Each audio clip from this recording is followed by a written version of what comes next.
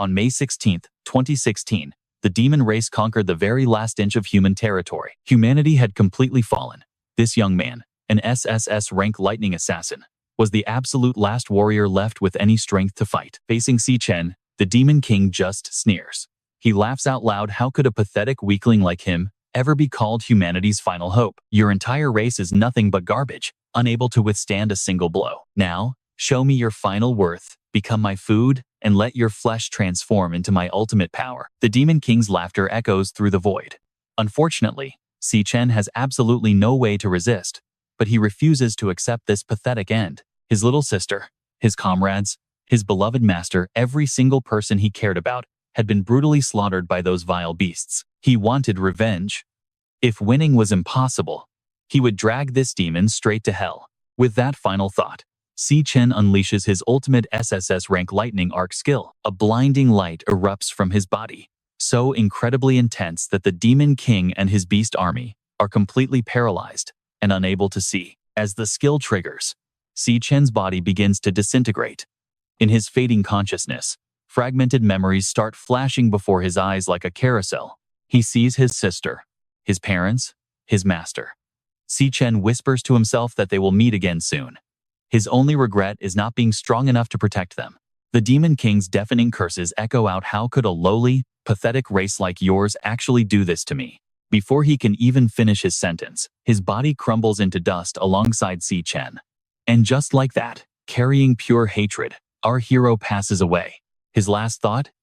Wishing he could turn back time, find the demon dungeon, and save his world. If only he had stopped the arrival of the very first Demon King, he would never have lost his loved one so brutally. He thought that was the absolute, tragic end of his life. But out of nowhere, Chen opens his eyes to blinding light once again. Waking up in a daze, he finds himself lying in a comfortable bed, with his left hand wrapped in a messy, cheap bandage. Am I still alive? Chen is completely shocked, wondering where on earth he is right now. He gets up, quickly puts on his shoes, and looks out the window, only to see a lively crowd walking around outside. His heart stops. I mean, wouldn't you panic if the world you saw die was suddenly alive? Where did all these people actually come from? Pure confusion floods his mind, and it takes him quite a long time to accept this bizarre reality. He has actually traveled 10 years back into the past, right to the peaceful days of his college life. Even more shocking, he brought the terrifying power of gluttony back with him. May 16, 2007, this is exactly 3 years before the first Demon King descends upon the earth. In just 3 years, the first Demon King, Wrath, will arrive. He is the monster who opens the Hell Gate, allowing other demon lords to continuously invade the human realm. It was the starting point of total annihilation, where Chen ended up losing absolutely everything he loved. But now, he is back. A wild, desperate plan forms in Chen's mind. Isn't Wrath the root of all this chaos? If he can just defeat Wrath early, he can stop the Hell Gate from ever opening. Maybe the universe wants him to do exactly that, granting him this miraculous chance to rewrite his entire destiny. Now, keep your eyes on this. A strange status screen pops up, declaring his gluttony power is fully fused. Chen has no clue what this actually means. It has been hovering before his eyes since he woke up, refusing to disappear no matter what he does. He reaches out to touch it. Although his hand passes right through, the details displayed on the blue screen suddenly begin to change. It shows his name, Chen. His current level is 1. Below that are 6 basic stats: strength, stamina, elemental power, speed, perception, and mental strength, all starting at a solid 100 points. Chen wonders what this game-like interface is. Could these actually be his real-time stats and power levels? He has never seen this before. In his past life, Chen fought using only his awakened abilities. After all, only 1 in 10,000 people in this world ever manages to become an awakened. What is more, his current school is a prestigious academy that only accepts those with latent potential, the National Awakened University. Too bad in his previous life, Chen failed to awaken during his entire time at university. For 4 long years, he was stuck at the absolute bottom of the food chain, getting beaten and bullied by everyone, which explains why he woke up in the infirmary. He probably just took a severe beating from someone. Suddenly, with a loud glitching sound, the status window shifts to show his previous life class, the Lightning Assassin, and it comes with 2 skills. First is Flash God, which sends an electrical current through his body, multiplying his movement speed 10 times in an instant. Second is Arc Blade, focusing the electrical current into a sharp edge to boost critical damage. Landing a hit on weak spots also triggers a paralyzing effect. Chen is shocked to see his past life class appearing right here on the screen. What is more, he can actually feel a faint energy flowing through his veins right now. Could this be the legendary power inherited from his previous life? Did he awaken early? Now things get wild as his blood begins to boil with pure, raw excitement. To check his current strength, he immediately tries to summon his past life class right now. But before he can even succeed, the door clicks open. A dorky kid wearing glasses and a face bandage pokes his head in. That is Ma Long, his old college roommate who somehow awakened as a low E-rank chanter. Hey man, you are awake. Is your body doing okay? Ma Long rushes over in pure excitement. Surprisingly, he does not even notice the status window still floating wide open in front of them. Yeah, I am totally fine now. Chen replies very calmly. Turns out other people really cannot see this interface. Still worried, Ma Long checks him over, only to be completely shocked that all of Chen's injuries have vanished, even though he just took a pretty brutal beating yesterday afternoon. Hey bro, is your recovery speed seriously faster than an awakened expert like your big brother here? Ma Long fusses around like an anxious mother hen, constantly checking to see if his buddy is alright, while Chen quietly recalls his roommate's tragic fate. Even though he awakened during college, he always remained a bottom-tier student at the very end of their class. In his past life, when the third Demon King descended, Ma Long died a brutal death. But now, he is standing right here in the flesh. Only at this very moment does it truly sink in. He has actually traveled back to the past. After flailing around, Ma Long suddenly remembers something crucial and gasps, "Oh right, the rank evaluation is happening tomorrow. Since you are doing fine now, we need to hurry up and get ready for it. Even though you haven't awakened yet, this test still directly impacts your graduation assessment. Come on, let's go." Chen just lets the guy drag him along. Out on the campus, the lively buzz of student life fills the air. Some are playing basketball, others are jogging. All these normal activities make Chen sigh with deep emotion. It's been ages since he saw this many living people. Ma Long walks beside him and hears this, but just shrugs it off as a pretty bad joke. He asks, "Hey bro, are we really going to keep walking around the track?" Chen does not reply, his sharp eyes quietly scanning everything. Having once lost absolutely everything, seeing this peaceful, vibrant scene makes his chest swell with heavy emotion. But doing nothing means that dark, hopeless future will inevitably swallow the entire world once again. To stop that horrible nightmare from happening, Chen must immediately make a plan and level up fast. In this brutal era, awakened hunters have only one real way to level up, and that is slaughtering endless monsters inside the dungeons. But major guilds control all those local dungeons, leaving ordinary outsiders with zero chance to level up. If the stats displayed on his status window represent Chen's actual current power levels, how does his strength stack up against other awakened hunters and the dungeon monsters out there? To measure raw power, the global government ranks both awakened humans and magical beasts from highest to lowest, dividing them into S, A, B, C, D, with E being the absolute lowest tier. Most students at school have awakened, but they can't level up, so they are completely stuck at E rank. Only a tiny handful of rare geniuses or elite kids backed by powerful guilds can ever reach D rank. Even though he can roughly estimate his standing from past combat, Chen still does not know exactly what rank he will secure during the evaluation. But one thing is for sure, he's already miles ahead of Ma Long. Thinking of this, he glances sideways at his clueless roommate. As for Ma Long, he obviously has absolutely no idea what his buddy is plotting. Suddenly, a stray basketball flies in out of nowhere and slams directly into his face. The impact is so brutal it knocks him flat on his back, sending his glasses flying to shatter on the pavement, followed by a mocking voice. "Hey, Rose, isn't that Chen and Ma Long over there? Those losers recovered pretty quickly, didn't they?" Hearing that arrogant voice, Ma Long cannot help but shudder in pure fear. What awful luck to run into him again. Chen looks up and spots a group of big, muscular guys glaring down at them with ugly sneers. "Told you, these two are basically human punching bags. You clearly saw me playing basketball here, so why didn't you bring us a couple of cold drinks?" Honestly, Chen does not really remember details from 10 years ago, but seeing Ma Long immediately bow and apologize, it's obvious this jerk bullied them constantly. Except this time, Chen is a completely different man. He boldly steps in front of his friend. "You are not the one in the wrong here. They are the ones who should apologize."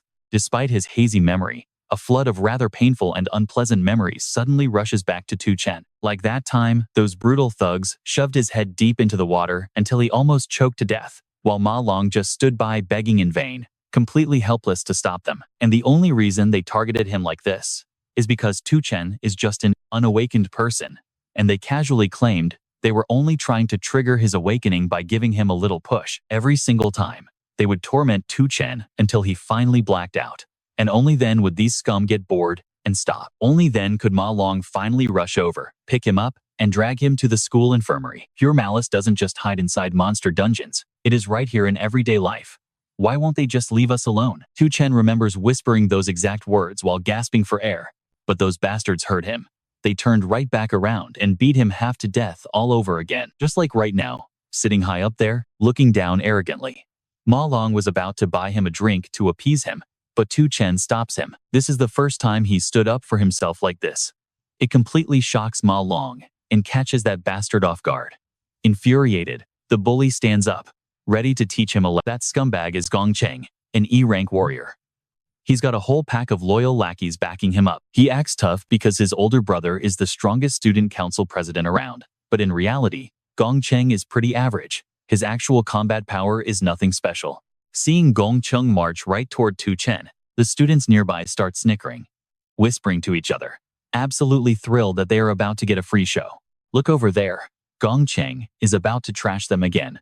Wait, didn't those two just leave the clinic? One is the weakest awakened ever. The other is not even awakened. The two biggest losers deserve every bit of it. While everyone whispers, Gongcheng walks right up and towers over Chen. He glares down with a monstrous look, asking what the hell he just said.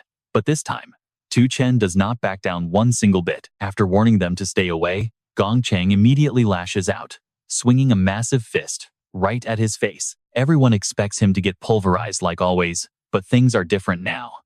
Chen effortlessly raises his hand and strikes the bully's joint with flawless precision. That single, tiny movement completely shuts down the powerful incoming punch. Gongcheng actually stumbles back a few steps. The surrounding crowd is completely frozen in shock, staring with wide eyes, absolutely unable to believe the reality of what just unfolded before them. Wait, did you guys see that? Did he seriously just block Gongcheng's attack? No way, am I losing my mind here? He is not even awakened yet. Gongcheng takes this as a massive insult. There is no way a useless weakling should be able to push him back. Absolutely losing his mind, he throws himself forward, desperate to tear Chen apart. Perfect timing, because Chen actually wants to test out his new powers. Why not use this idiot as a guinea pig? The class change finishes in a flash. Chen has officially awakened as a deadly lightning assassin. He is only level 1, but his strength has already doubled, and his speed has tripled. Seeing actual sparks of electricity crackling around his friend's body, Ma Long's jaw completely drops. He stammers in pure shock, asking when on earth he managed to awaken. Chen does not have time to chat. Instead, he just curls his fingers, mockingly baiting the furious bully to bring it on. Outraged, Gongcheng immediately activates his undying demon armor and charges straight ahead. He roars that Chen must have forgotten the taste of his deadly strike. If this massive punch lands on a normal human, it would instantly shatter their bones. But with the insane agility of an assassin, Chen does not even give him a chance to get close.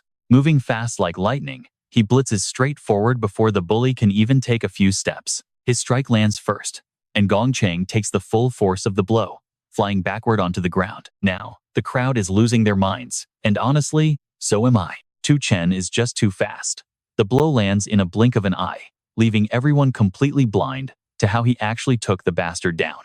Is this even the same guy? What on earth is going on here? As a massive crowd gathers, Gongcheng, who got slammed face first into the dirt, slowly scrambles back to his feet. He refuses to accept that his usual punching bag just wrecked him. To save face, he desperately screams that Chen landed a cheap sneak attack. Furious, he shrieks at his lackeys, demanding they move their useless asses and beat Chen to a pulp for him. But not a single lackey dares to take a step, let alone pick a fight. Chen looks absolutely terrifying right now, meaning Gongcheng has to face him all alone. He doesn't even stop to care if Chen looks different today, he just wants blood. But moving faster than his brain has a price. Gongcheng's strike gets completely blocked by Chen yet again.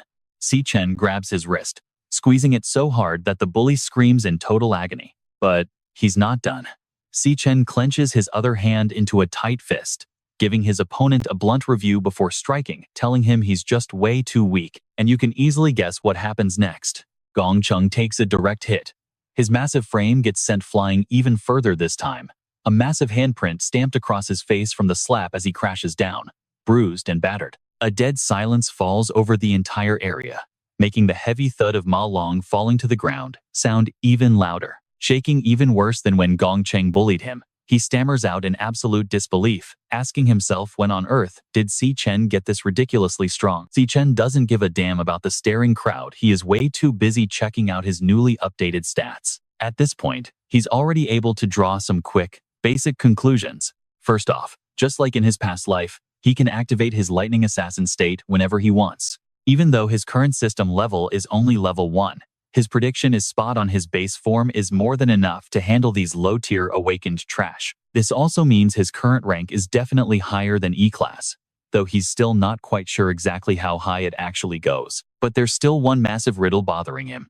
He clearly just thrashed Gong Cheng, yet his system values haven't changed one single bit. Could the method for gaining experience points be the same as before? With that thought, a crackling electric dagger suddenly appears right in Chen's hand. He walks straight toward Gong Cheng, his sheer, bloodthirsty aura terrifying everyone around as Ma Long squeaks out, asking him what on earth he thinks he's doing. Ma Long's voice trembles as he watches the electric blade in his best friend's hand pressed right against Gong Cheng's throat. Gong Cheng is already completely paralyzed with sheer terror. He just sits frozen like a statue, letting Chen do whatever he wants. It is unclear if his life is about to end, but luckily, a girl suddenly steps in. The confident, sharply dressed girl who just arrived is Ling Wu, the student council vice president. She warns him that they are at school, and though Gong Cheng started it, this punishment is already quite enough. After stepping in to stop Chen, she adds that Gong Cheng won't ever dare to lay a single finger on either of them again. Though he has no love for the student council, since she came all this way to stop him, Chen backs off and lets Gong Cheng go. He didn't want to go too far anyway, but guys like this need a serious reality check, or they will just keep pestering him forever. As Chen walks away, the crowd parts like the Red Sea. No one dares block his path, keeping their distance. Meanwhile, Gong Cheng's terrified lackeys are already huddled together in a corner. They only dare to steal glances, whispering to each other that his killer look was absolutely terrifying, and they should definitely make sure to never cross him again. They whisper, wondering if that is even the same Chen, since those two were supposed to be the poorest weaklings in school.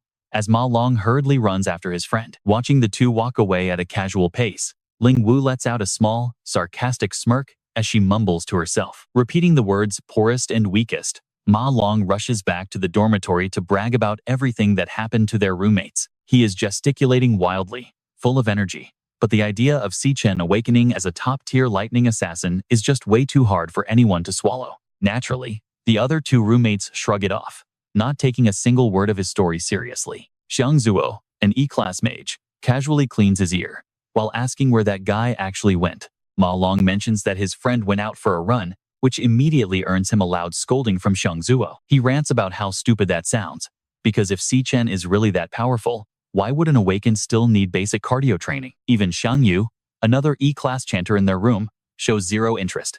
He clearly doesn't believe a word about Chen's awakening, convinced that Ma Long simply got his brain scrambled from his beating. The only reason these four are roommates is because they have the absolute lowest rankings in their grade, with Xiang Zuo being the strongest of the bunch.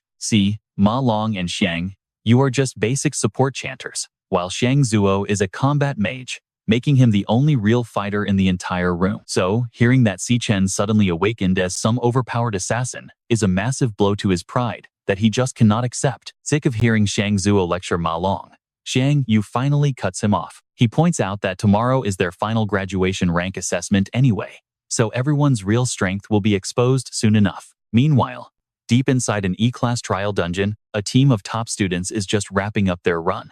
Ling Wu is following right behind a handsome guy wearing a blood-stained coat. That is Gong Ting, the school's powerful student council. That's enough training for today. As soon as Gong Ting speaks, everyone around him bows down with deep respect. 1. His gaze sweeps over a tall, heavily bandaged guy standing not too far away. Are you waiting for me here, Gong Cheng? Gong Cheng clearly came to snitch about Chen beating him up this morning. Seriously, what a sore loser. His eyes are pure venom. Brother, if you don't handle this, I won't be able to sleep tonight. He insulted your brother in public, totally disrespecting you. I get it. I will take care of him for you. Gong Ding replies. Yet, over dinner with Ling Wu, Gong Ding acts like he doesn't care about it at all. Across the table, she seems to lose her patience first, asking how he plans to deal with this guy. Gong Cheng lost because of his own weakness. But is that new guy really as strong as he says? He asks, obviously referring to Chen. Ling Wu shakes her head. She and Gong Ding already know the exact power levels of every single student in school. Fewer than 10 students have reached rank D, and they have all been recruited into his guild. Besides, nobody else gets to access the dungeons like Gong Ding does. In other words, those average awakeners have absolutely no way to level up. Nobody can keep up with Gong Ding's pace. It's getting late, and the rain is pouring down. But a lone figure keeps running on the field. That's Chen, carrying a heavy pack with 200-pound weights. He has already run 20 kilometers. This basic training is crucial for his physical stats. An awakener's ultimate potential depends entirely on how strong their physical body is. Only with a powerful body can you handle and unleash your class's true power. That's why he's pushing his limits like crazy. He knows his current body is nowhere near ready to handle the class he possesses. Back in 2016, the Demon King of Wrath escaped the dungeon and descended. In an instant, he wiped out countless human lives. Among them was Chen's younger sister, his only family left on Earth. That monster also opened the Hell Gates, letting other demon kings invade. So, Chen's ultimate goal in this first phase is to completely destroy Wrath. He only has 3 years left. That sounds like a lot of time, but Wrath is growing rapidly, and Chen must get faster. After running for a long time, his phone suddenly rings. Seeing the caller ID, Chen's heart races like crazy. It's Yun, his sister. Quickly putting on his earphones, he answers. Her voice comes through from the other end, sounding so distant, like it's from another world. Hello, brother. Why did you call me so much today? I had a tournament, and my phone died. I just got back to charge it. I told you, brother, if I win the prize money this time, we can easily pay off our rent. Haha. Her cheerful, sweet laughter only makes Chen freeze in his tracks. In that ruined future, he had prayed to the heavens countless times, begging for a chance to start all over again, even if he had to pay with everything he owned, even if it dragged him into endless hell. Honestly, hearing her voice makes this second chance feel so incredibly real. On the phone, she suddenly asks if it is raining, and why he is silent. It's nothing, Chen finally speaks. It's just been a very long time since I last heard your voice. Tears and rain mix on his face. On the other end, Yun has no idea what he means, asking what he is talking about. Didn't we just talk the day before yesterday? Just wait until my match is over, and we can hang out. Just wait for my good news. Bye-bye. The call ends, and Chen immediately pulls himself together. Heaven truly heard his desperate prayer and let him start over from the beginning. Now, he must do whatever it takes to prevent that tragic past from ever happening again. With that thought, he decides to run 3 more laps. He must become powerful as fast as possible to protect everything he holds dear.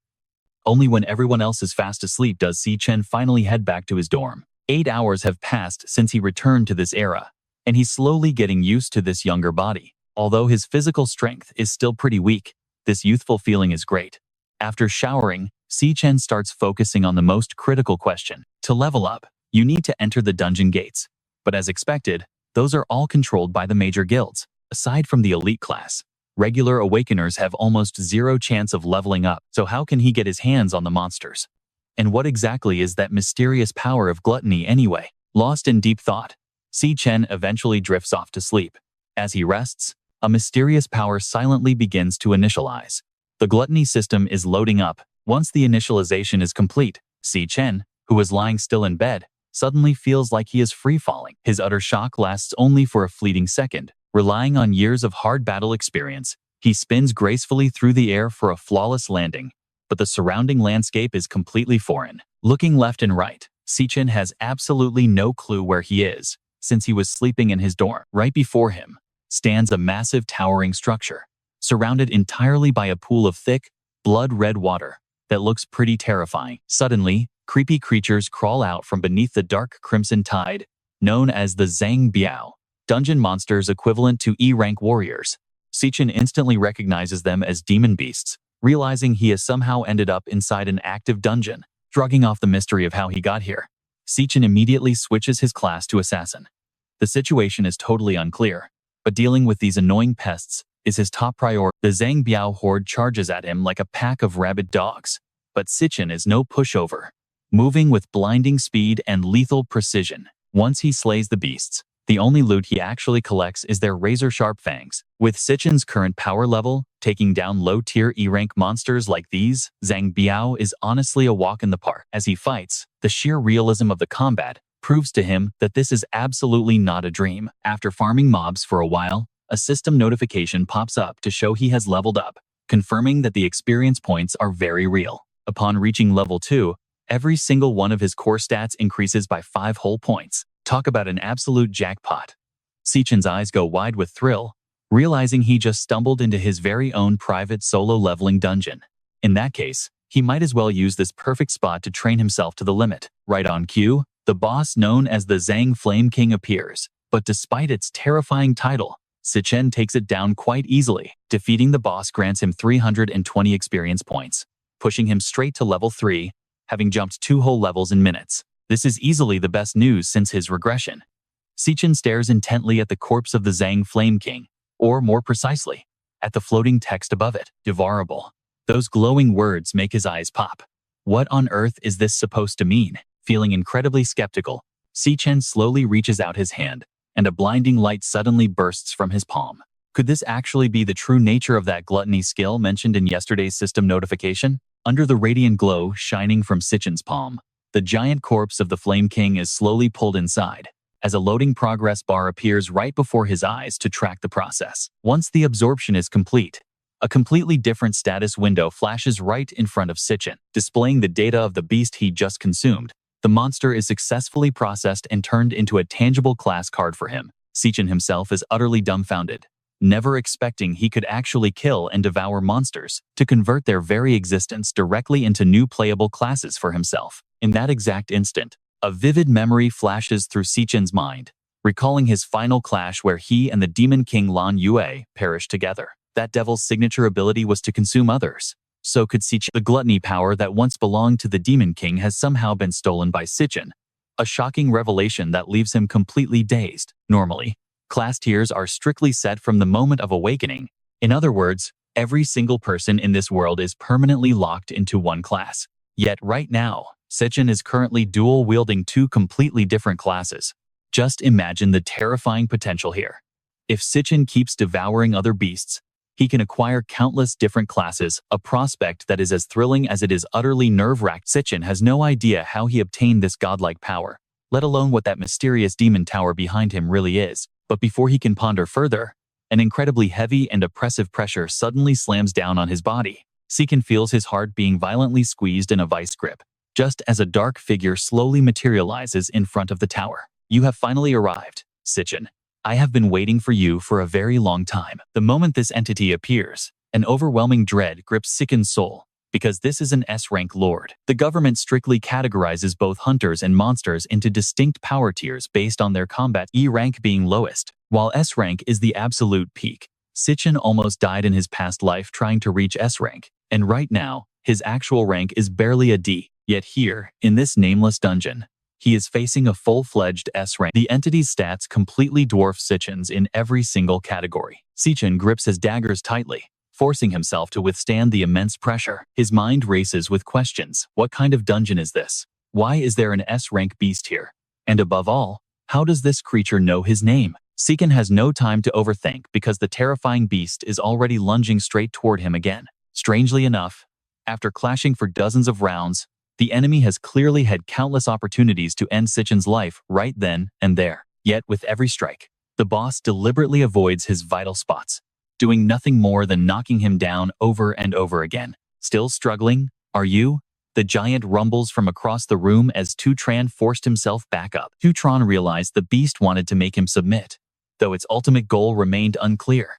You had better reconsider the options I offered you, the monster warns him. Will you stay here and guard this magic tower with me? This is a rare opportunity you cannot ignore. The creature suddenly made his offer. Tutran replied without a single second of hesitation, no matter what. I am never staying in this cursed place. The moment those words left his mouth, an agonizing pain ripped through his left side as his arm was brutally severed. The demon's voice grew even darker. Do you honestly believe I will not take your life right here? Only because you are the sole person who could ever reach this place have I shown you this much patience. Now, I ask you one final time, stay here, or let me crush you into a pile of bloody meat. He was not just issuing empty threats. In a flash, he absorbed energy from the surrounding corpses, visibly multiplying both his raw power and stamina. The ground beneath him shattered and floated into the air.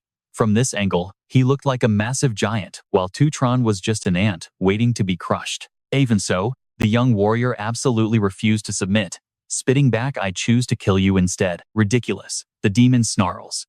Pointing his weapon directly toward Tutron, he sends the giant boulders floating around them, hurtling forward at the young warrior with terrifying, blinding speed. He is dead serious about crushing Tutron into dust. But with our boy's past life combat experience, he is not going down without a brutal fight. Using his incredible agility, Tutron weaves through the deadly flying rocks to close the distance. He had been watching carefully during their clash. Before every single slash, the monster has a 0.4-second delay to swing his blade. By tracking the angle of the beast's wrist movement during that brief window, Tutron can predict the trajectory and dodge the incoming attack. Applying that now, Tutron dodges the incoming blade. More importantly, the beast needs 0.2 seconds to recover after each strike. Striking this precise opening is the only way to hit him while his guard is completely down. In the blink of an eye, Tutron drives his Jiaodian blade straight through the monster's heart during those precious 0.2 seconds. The weapon's electric effect triggers a strong paralysis when striking a critical weak point. He knows a D-rank hunter can't kill an S-rank boss, but using his full power to paralyze the enemy will at least freeze him for a few seconds. The creature is just too fast for him to outrun normally, but this paralysis gives him the perfect window to escape. Tutron immediately activates his flash step skill, instantly boosting his movement speed tenfold. Those few precious seconds are more than enough for him to make a clean escape. He isn't running blindly.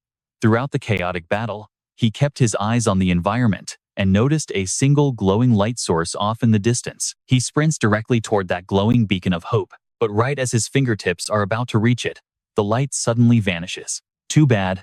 That was just an illusion I left behind. A voice mocks. The exit you are searching for does not exist, because this place is not a demon dungeon at all. The dungeon lord's freezing voice rumbles from right behind his back, instantly sending a violent chill down Tutron's spine. Still, you managed to find a weakness in my attacks surprisingly fast.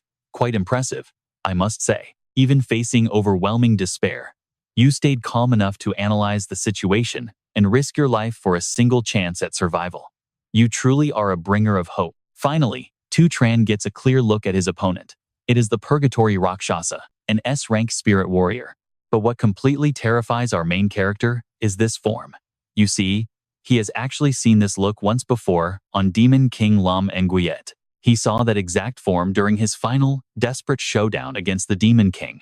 That was the legendary battle, where he had to sacrifice his own life just to drag the monster down with him. Demon King Lam Nguyen had stolen and used countless powerful classes, and Tutron remembers this exact form as one of those stolen powers. The realization leaves Tutron absolutely breathless. In other words, this Rakshasa was once devoured by the Demon King's gluttony power, and in this life, that exact gluttony power now resides inside Tutron. A shocking thought crosses his mind. Could he actually be inside his own body right now? As if reading the young man's mind, the Purgatory Rakshasa nods in genuine admiration. Well, not only are your combat skills excellent, but your intellect is also top tier. You truly deserve to inherit everything in this place. Before Tutron can even process what is happening, a triple S rank item drops right in front of his eyes. It is the Dimensional Rift Key, the single legendary item capable of unlocking the Magic Tower's gates. The Rakshasa explains that the Demon King once devoured countless ferocious monsters, and the absolute strongest among them are sealed inside the tower behind him. Since Tutron uncovered the dark secret of this place on his own, the S-rank guardian hands the key over to him. Go on, devour them all, keep growing stronger, and make their absolute power your own. When he holds that key in his hand, Chen still finds it pretty hard to believe. He asks Luo Sha why he did all this, and why he's helping him when he's clearly a demon beast too. Even among demons, there is good and evil. Those demon kings slaughtered my entire clan just for their own selfish greed. I have been waiting for a chance to get my revenge. Luckily, I finally met you. That guy was right. You are our only hope, and only you can succeed in this. As Luo Sha speaks, his body slowly fades away. But Chen only cares about that last sentence.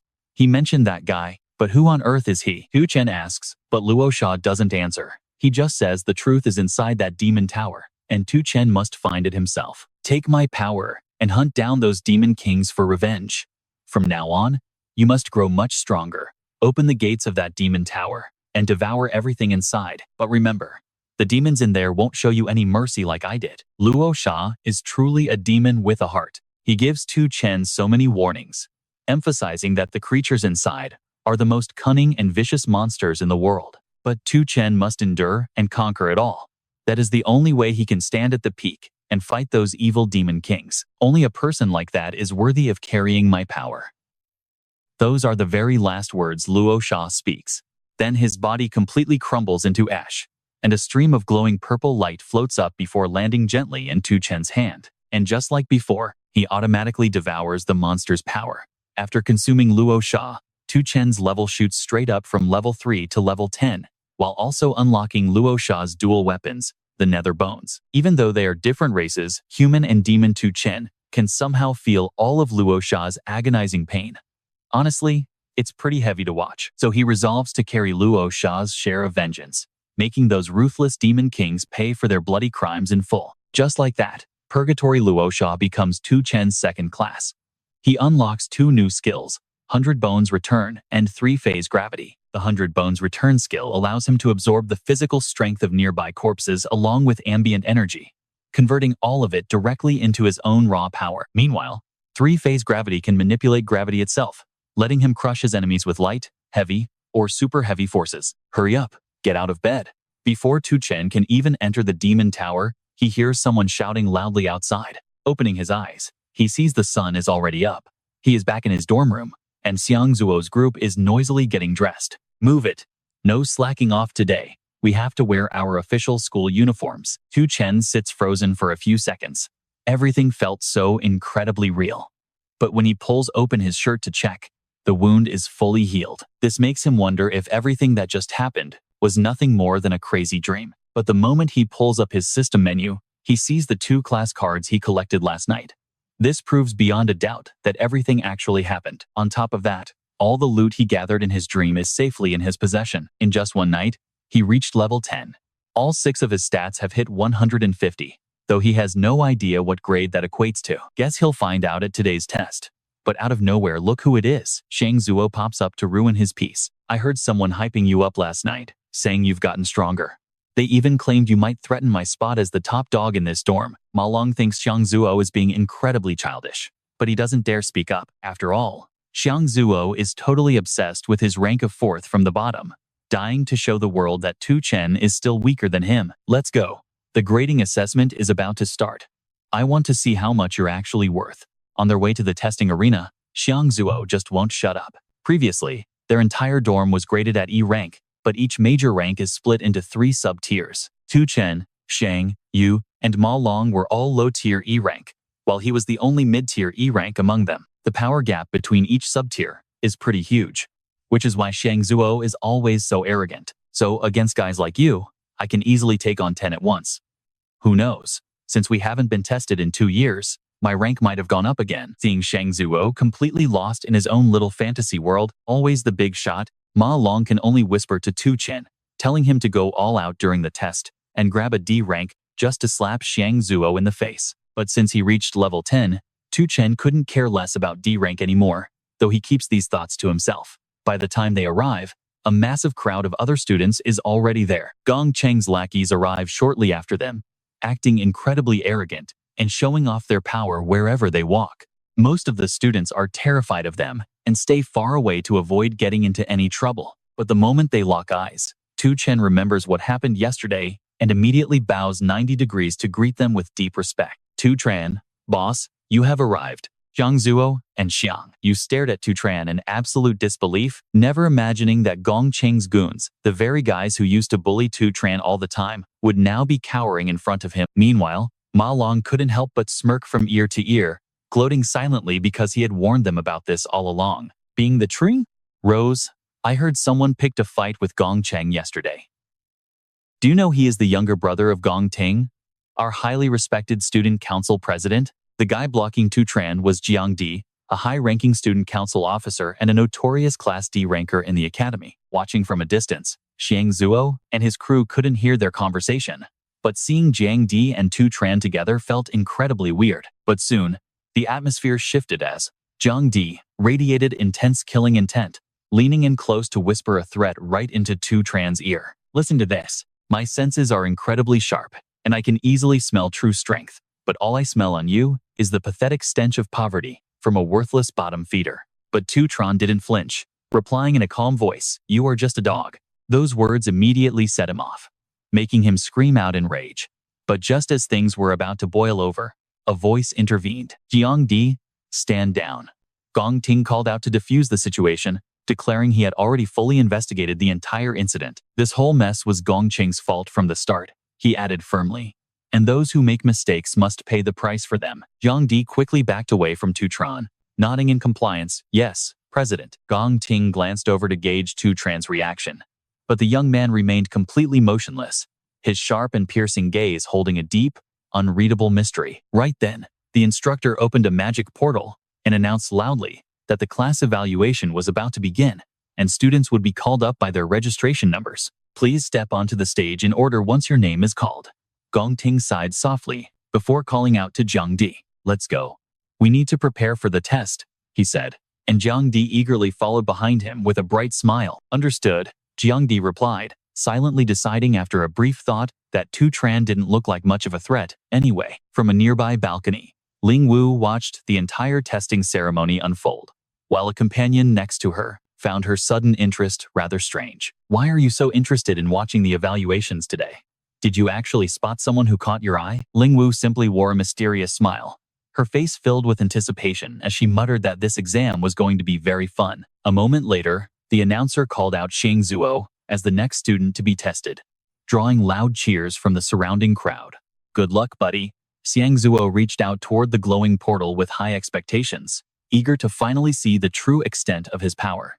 He strode forward to grab the testing artifact inside, and, in the blink of an eye, Xiang Zuo was transported to a completely different dimension. The class evaluation had to be carried out privately, inside a specially prepared dungeon. Deep inside the cave was an energy-absorbing core, and Xiang Zuo immediately gathered a massive sphere of raw magical power to destroy it. Awakened ones must unleash their full power directly at the core, and his concentrated magic blast flew straight forward, causing a massive explosion. The core then transmitted the detected energy through high-voltage cables directly to the external evaluation devices. The portal clearly reflected Xiang Zuo's massive amount of magic power, which would soon be converted into data on the display screen. Before long, the monitor registered him as a mid-rank E, but the crowd wondered if the rest of his data had loaded yet. Back in the crowd, Ma Long is glued to the screen, because now comes the most critical part.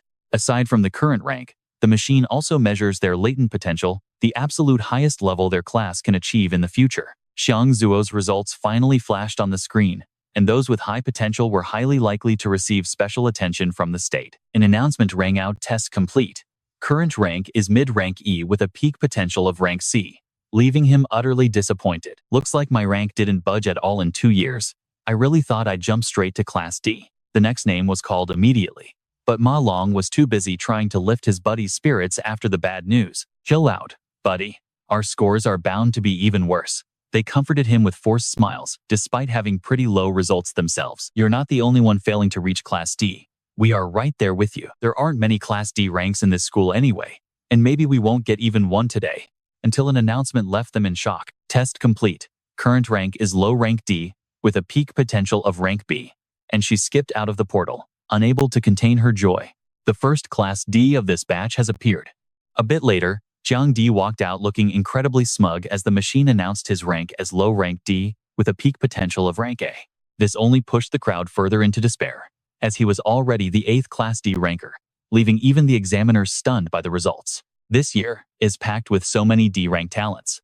Even if they are just low tier, for students with zero real combat experience, this is incredibly rare. Exactly. In a normal graduating class, you would only see maybe 2 or 3 students reach D rank. With things going like this, the graduation exam this year is going to be quite a show. Right on cue, the next candidate steps forward as his name is announced.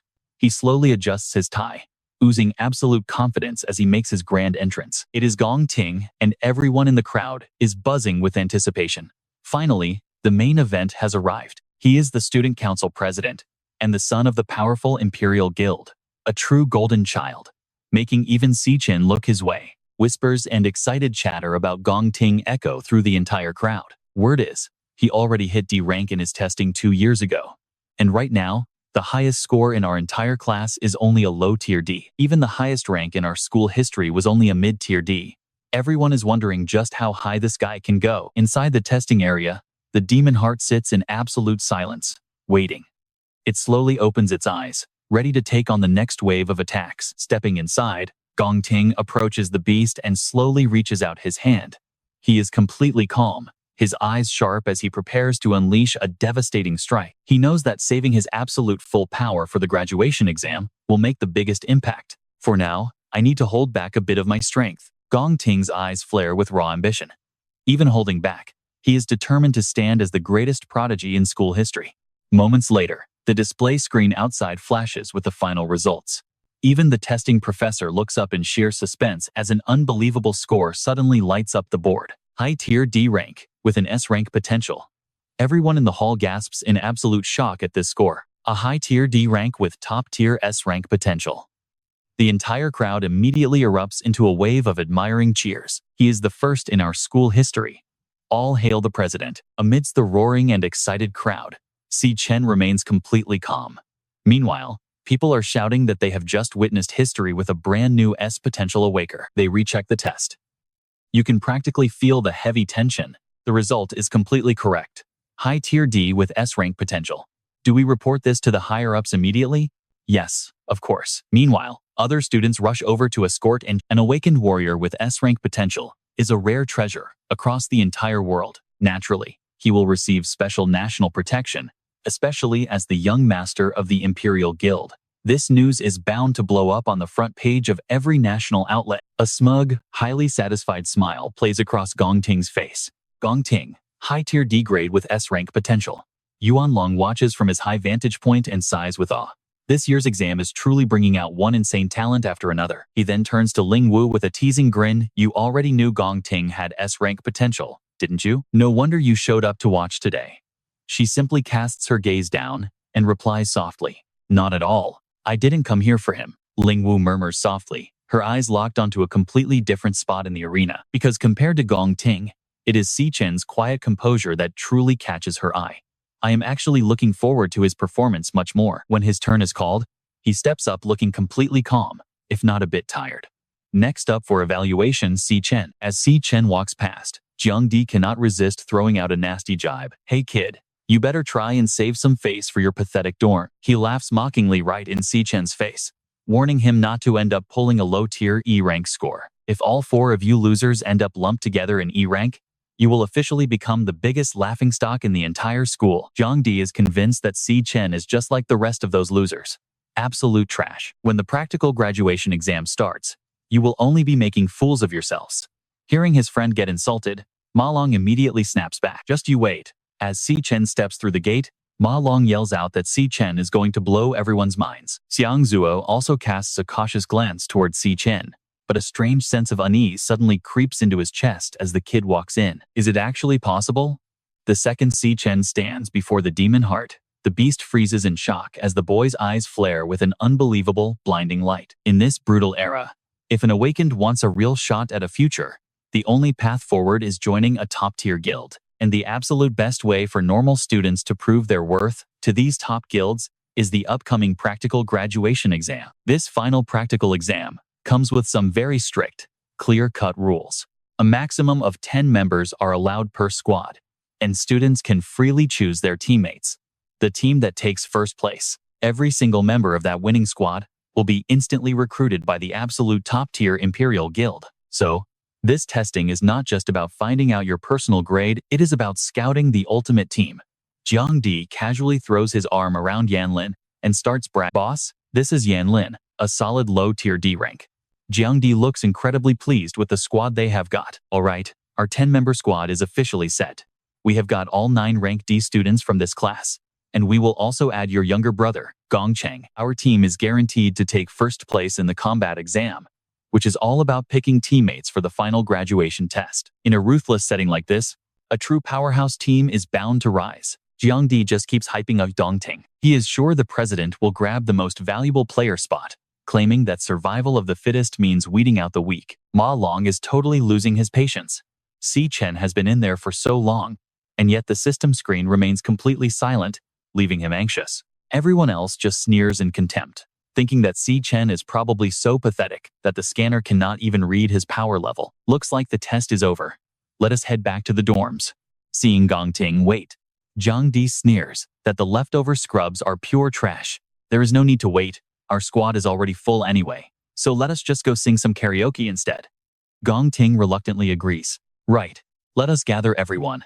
But right at that moment, the leaderboard starts updating Chen's actual rank, and when the final score flashes, it completely locks in everyone's eyes. They freeze in pure shock before his friends explode in celebration, bragging about his high B-rank results. Even Gongting and Jiang Di are left in complete shock. Inside the testing chamber, the Demon Core seems terrified by Chen's power, registering him as a high-tier D rank. Warnings flash on screen, reporting that the Demon Core is highly unstable and recommending another immediate retest. Looking at his stats, he realizes his raw, untransformed level 10 state is already equal to a high-tier D rank. Just then, the system voice chimes in, initiating class transfer. In a flash, Chen takes on a terrifying new look as his class transfer finishes, opting to test his weakest class first. Get ready, because the crowd outside is about to lose it when the screen flashes a mid-tier C rank. How did his rank jump again? Jiangdi goes pale with shock, while Gongting's eyes widen in disbelief. C rank? You have got to be kidding me. Something is broken. The instructors exclaim in utter disbelief. How did his rank shift again? Is there a system glitch? Inside, the Demon Core is completely paralyzed with fear. Warnings flash on screen again, reporting that the Demon Core is highly unstable and recommending another immediate retest. But before it can even recover, Chen prepares his next move. His remaining two classes are definitely above C rank as he triggers another class transfer. Demonic energy swirls around him as the system announces that the transfer is complete. Feeling ready, Chen decides to test out his absolute strongest class next, bringing up a massive stat sheet that makes the core's eyes bulge in absolute disbelief. A sudden, violent explosion erupts, filling the entire room with thick smoke. Massive lightning and vortexes swirl in the sky, leaving the students completely terrified. What is happening? Xiang Yu is literally praying, declaring that this crazy phenomenon will go down in their dorm room history. A legendary powerhouse has finally arrived. And get this, the leaderboard is still rapidly calculating his rank. The legendary S-rank symbol slowly begins to take shape on the screen. They gape as if seeing a ghost, another S-rank potential. Gongting stays silent, his face frozen in pure dread. Blaring alarms ring out as the S-rank icon struggles to display on screen. System error.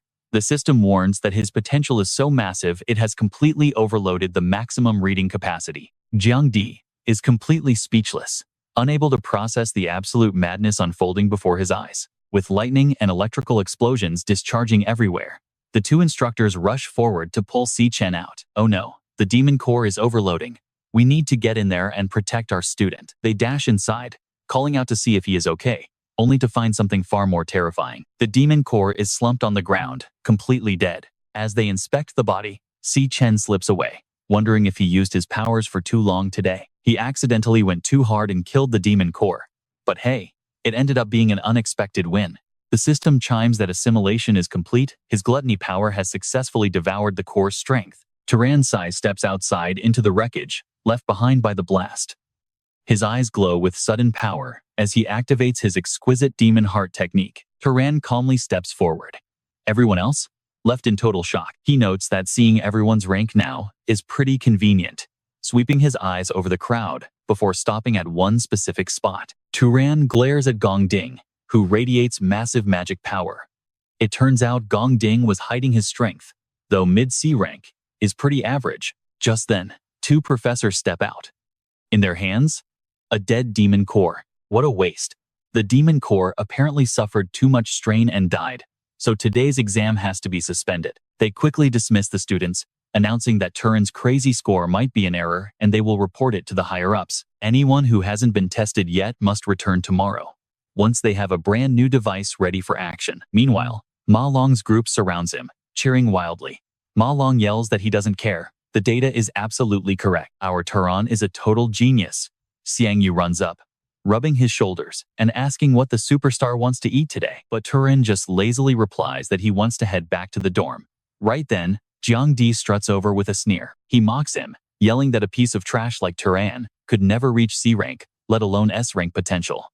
The machine was clearly broken. He screams insults. You break the core and now you think you can just walk away? Talk about irresponsible. Now we all have to wait until tomorrow for our turn. Can you even pay for our wasted time? Turan's magic begins to gather, and honestly, he looks ready to end this guy's career right here. This guy is so annoying. Maybe I should just cripple him. But right then, Gong Ding steps in. Gong Ding orders Jiang Di to stand down and show respect to their teammate. As Jiang Di freezes, Gong Ding offers his hand to Turan. He invites Turan to join his squad for the graduation exam, promising they will set the highest score in school history. Gong Ding waits expectantly for an answer, while Turan looks back with cold, calculating eyes. This sudden move leaves the entire crowd of onlookers in absolute, stunned silence. Gong Ding is actually personally inviting Turan to join him. Jiang Di panics, realizing that if this trash joins, someone else is getting kicked off. How on earth is he going to explain this to the boys? Joining Gong Ding's squad means a guaranteed first-place finish. Jiang Di glares at Turan, absolutely refusing to accept this since so many elites bribed to get in. What makes him so special? Jiang Di's hands shake as he tries to force a polite gesture, since Gong Ding extended the offer. His face is incredibly strained. He tries to welcome him, but Turan casually slaps his hand away, saying he is not interested, leaving Jiang Di in total shock. Even Gong Ding's sharp eyes narrow, flashing with a sudden hint of surprise. Jiang Di cannot help but scream, demanding to know if Turan even realizes what he is turning down. He yells that their squad is the strongest in the entire academy, but Turan remains icy, telling him that it has nothing to do with him. He tells Jiang Di that he is way too noisy and should stop bothering him, leaving the guy practically spitting fire. Just look at that, the entire crowd is losing their minds, because Turan just rejected the absolute strongest guy in school. He is the actual student council president. Nobody can believe his sheer audacity.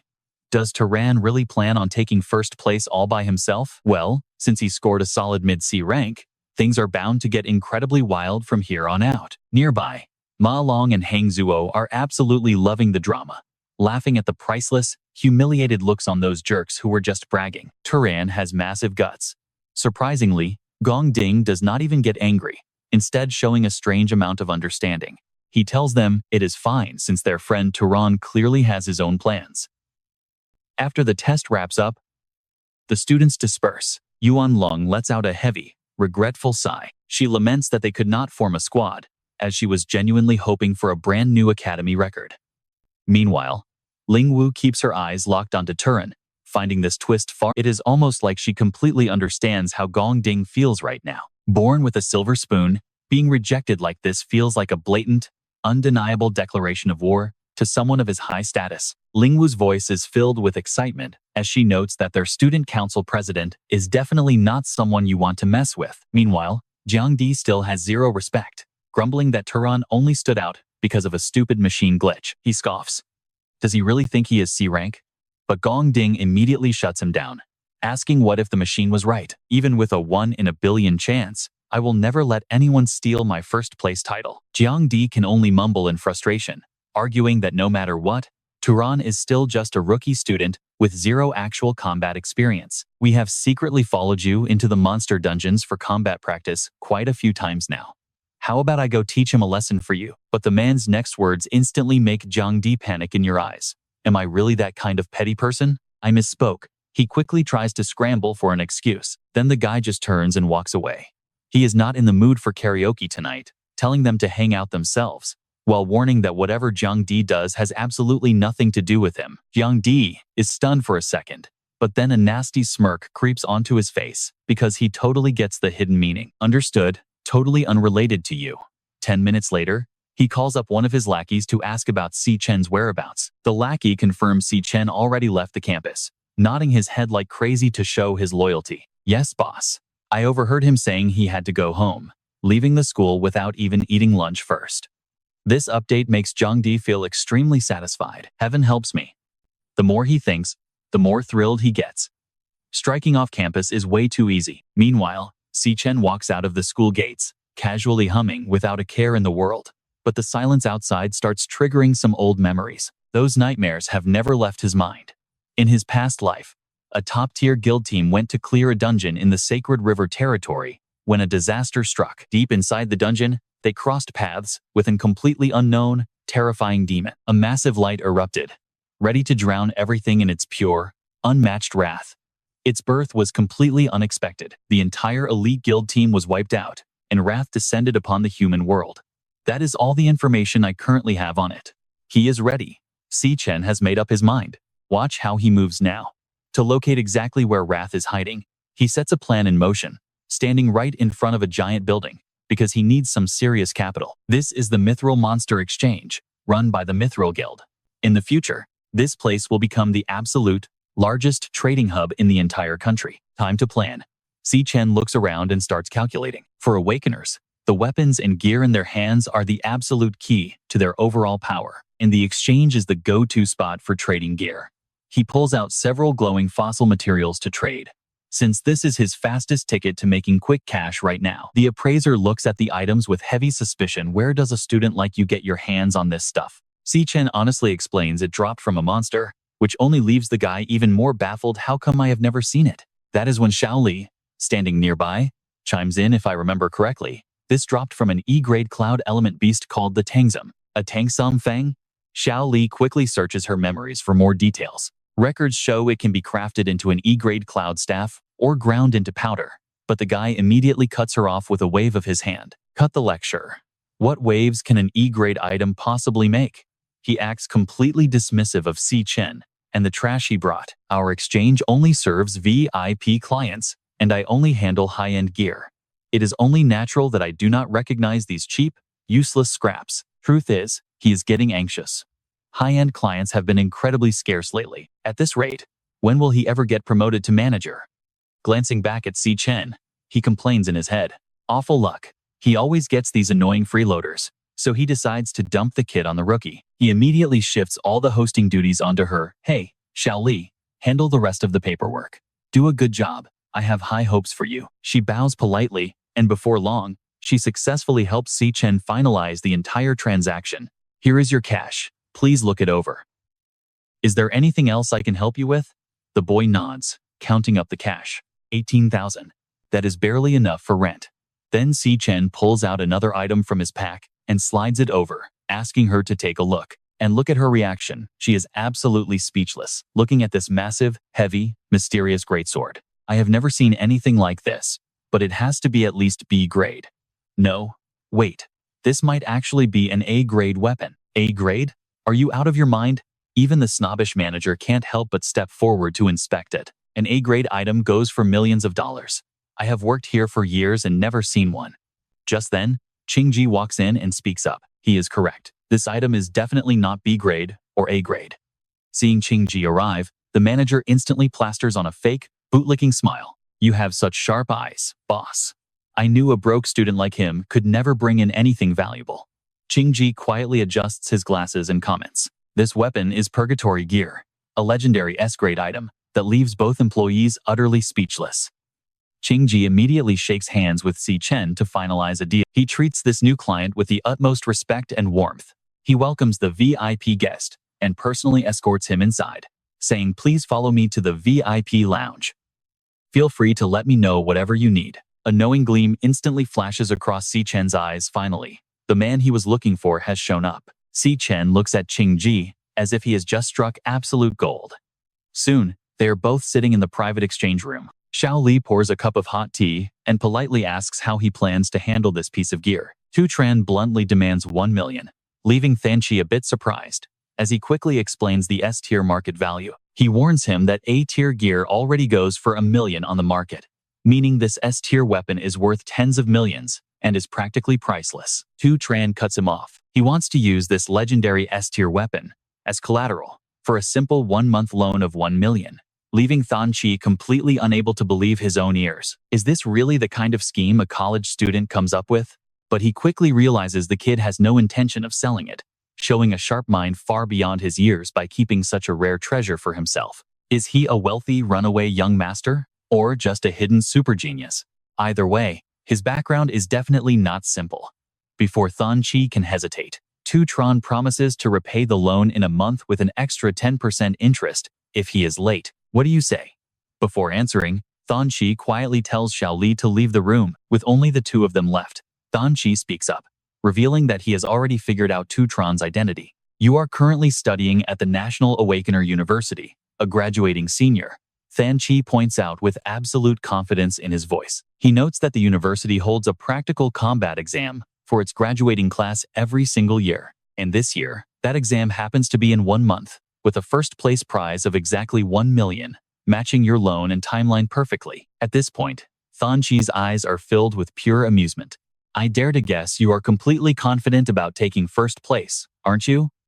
Just watch how Tran's expression instantly turns dangerous. Thon Chi stands up from his seat, noting that despite having the prize money guaranteed, he is still desperately putting up a legendary treasure as collateral. This proves you are desperate for cash right now, backed into a corner to resort to such a risky move. So he makes a generous offer, agreeing to the deal immediately and offering 1.5 million in interest-free cash for a whole month. He reaches out his hand, offering it as a gesture of valuable friendship. The generous offer leaves Tran a bit stunned, prompting a knowing wink and reassurance from Thon Chi. He promises complete secrecy about today's trade, asking only that Tran prioritizes doing business with them again in the future. He even promises to offer the absolute best deals.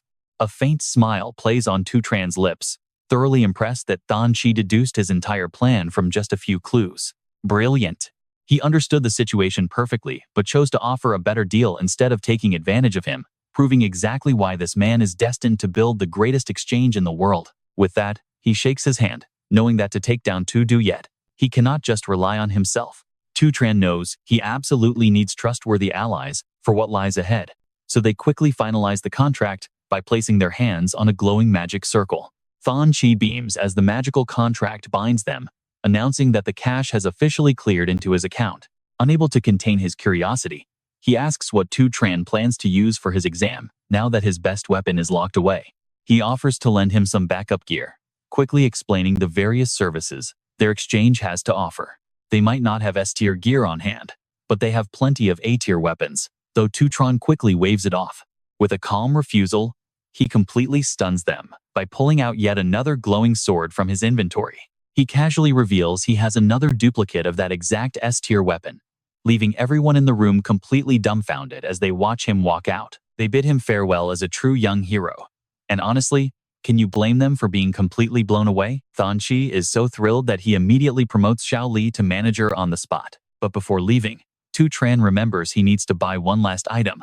Right before we cut to the long-distance bus station in Thuong. As he looks around, painful memories of his past life rush back, remembering how poverty kept them trapped for years. Back then, he was just an unawakened graduate with absolutely no future prospects. He had to work endless, exhausting delivery jobs day and night, just to scrape together enough money for rent. Living on a pathetic balance of just 105.6, Tran and his sister Van had to survive on scraps, sighing in defeat because they were broke again. Van gently patted his shoulder, telling him not to worry, because she found a tutoring job. But when her dream acceptance letter to the art academy finally arrived, she silently tore it to shreds.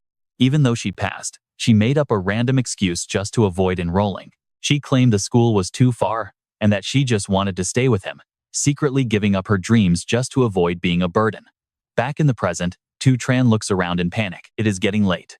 Si-yun really should have walked out of the bus station by now. Just then, a sudden shout startles him. Before he can even see her, Si-yun's loud voice echoes from a distance. She grumbles while dragging her suitcase, saying she's told him 1,000 times to wait at the exit, not the entrance. Did his brain melt?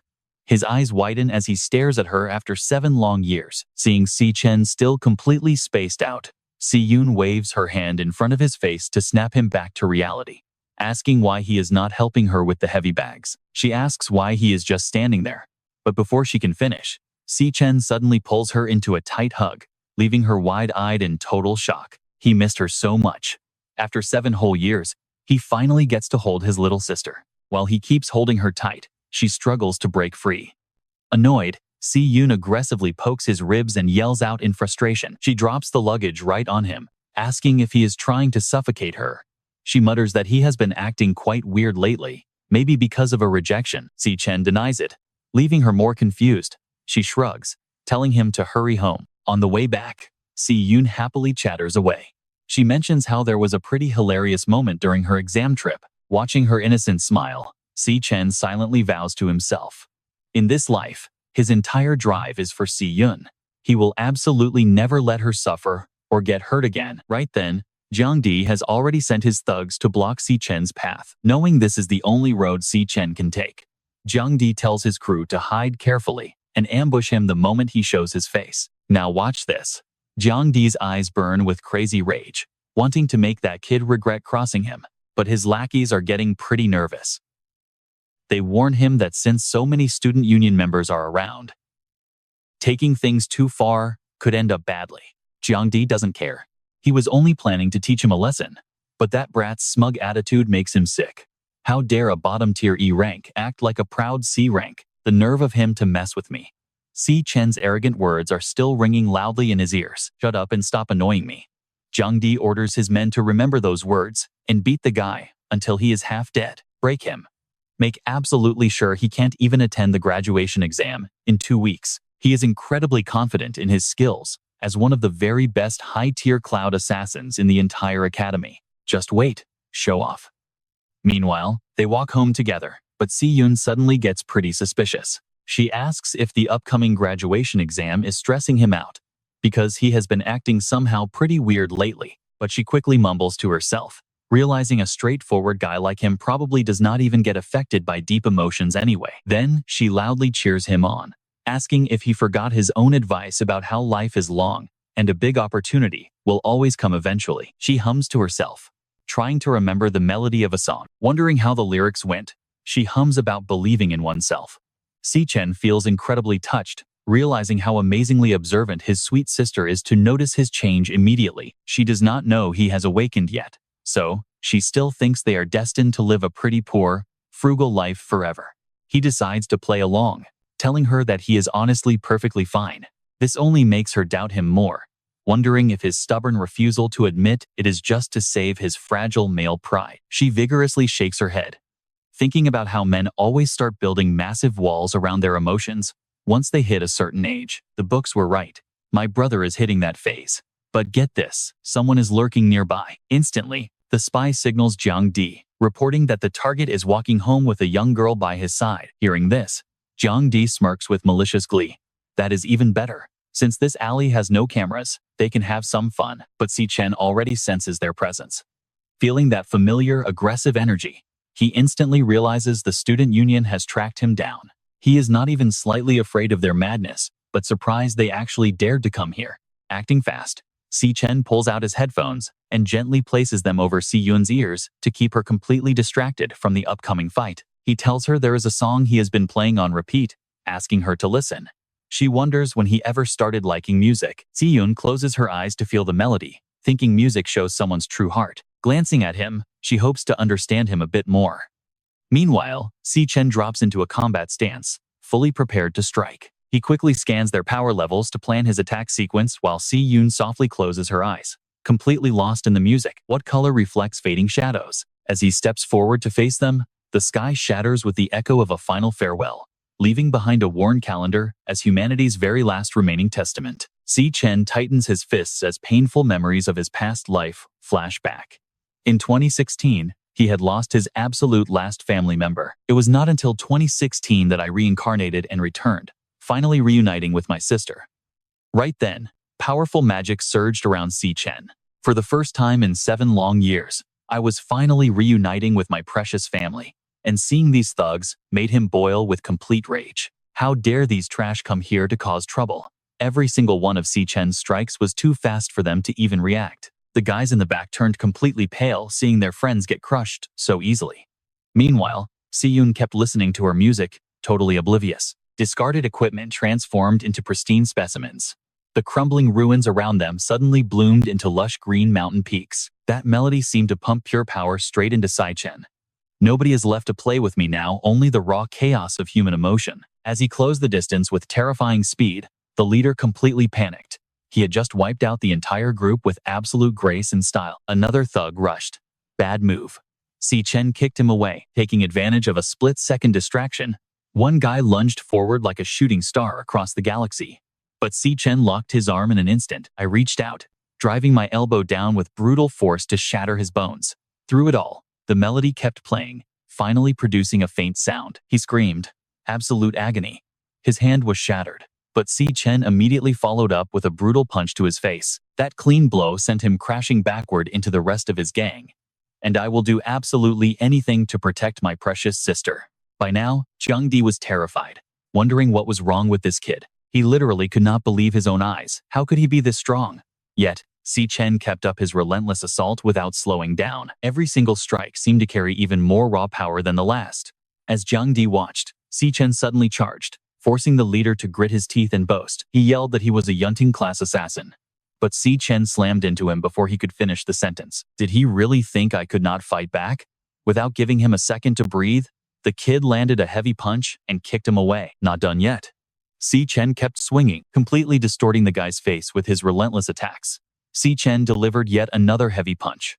The assassin scraped violently across the dirt before flying back and landing headfirst. Opening his eyes, Jiangdi saw a dark figure staring down at him. Those glowing red eyes slowly stepped closer through the dust. It was Chen, with a chilling threat. I told you not to get on my bad side. Frightening rage burned deep in his eyes as he asked if the guy did not understand human speech.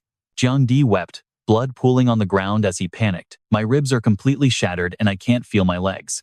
Those test results were actually real. Class B? No way. Chen was on another level. The guy could only stutter an apology, but Chen remained dead silent, pressing a cold blade against his cheek. Shut up. Make one more sound and I will end you right here. That move pushed Jiangdi straight into absolute panic. Tears streamed down his face, realizing those cold eyes did not lie. He would actually kill me. This kid was more terrifying than anything he had ever faced. He was supposed to be a mere student, so where did this insane bloodlust come from? What had he survived? Unbelievable. At that exact moment, Chen slowly knitted his brows. Speaking in a meh, his voice grew sharper and colder. You trash can rot however you want, but do not ever bring your drama near me. If any of you dare to threaten my sister's safety, or even show your pathetic faces in her sight again. As he spoke, Chen deliberately pressed the sharp blade against Jiangdi's lips until blood started to drip, his eyes flashing with a terrifying light as he delivered his final warning. I will make that person disappear from this world forever. Do you hear me?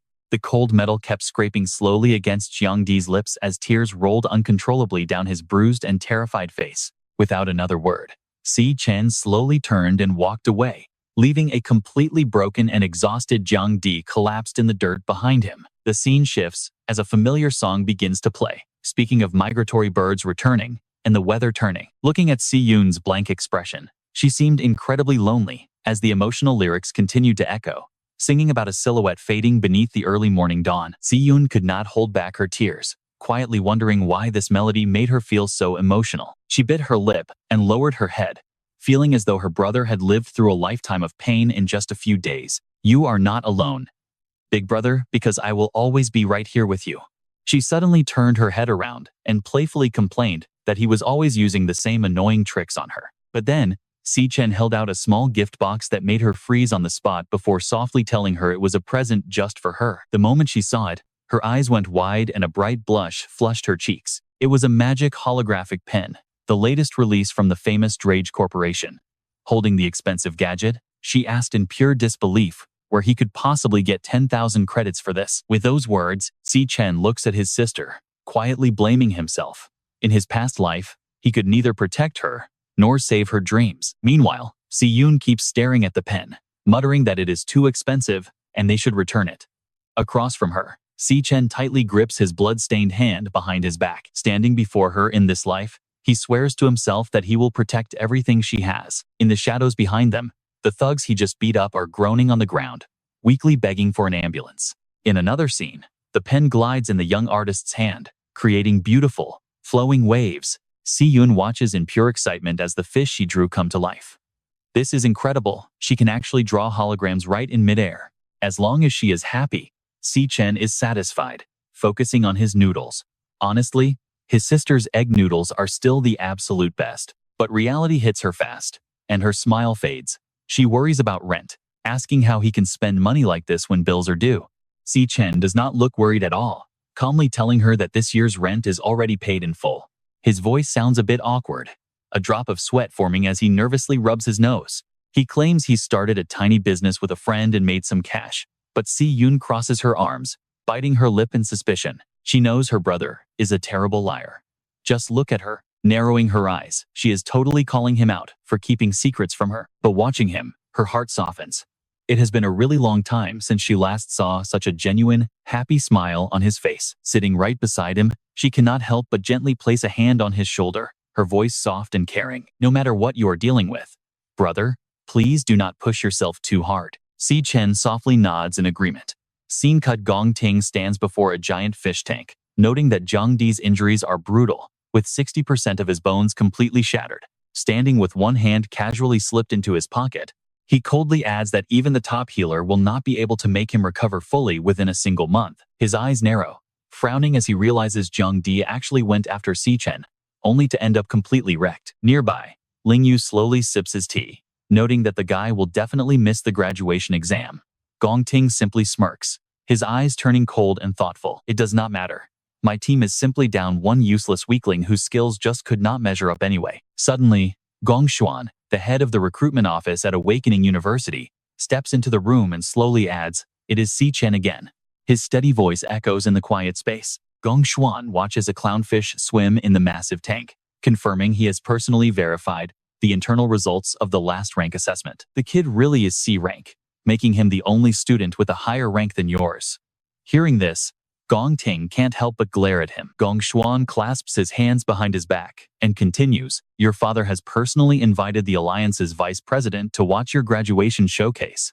We absolutely cannot let anyone overshadow you and steal your spotlight." He glances backward and whispers that if things go south, they might have to bring in his niece to fill the empty spot on Gong Ting's team. Gong Ting looks in the same direction, confidently brushing it off by telling his uncle that he is worrying far too much. His gaze turns icy once again. "Do you people seriously think I actually went all out during the assessment?"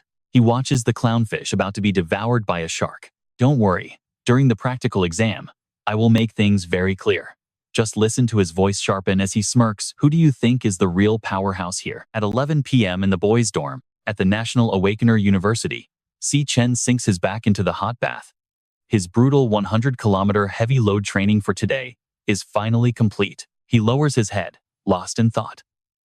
Now that his money issues are solved and everything is running smoothly, he can finally launch his official plan after graduation. He contemplates his next critical move, which is to win the $1 million championship scholarship at graduation, to completely pay off his remaining debt to Qingji. Thinking of the green-haired man with glasses, he knows he must honor their contract. After all, he will definitely need that guy's help again in the future. Lying in bed, Chen rests his head on his arms. With less than a month left before the big exam, he closes his eyes to rest, knowing he needs to level up a few more times. Right then, as the loading bar finishes, the system boots up and activates his gluttony power. Chen walks forward, taking steady steps up the stairs toward his next reward. Chen takes his time reviewing his own stats.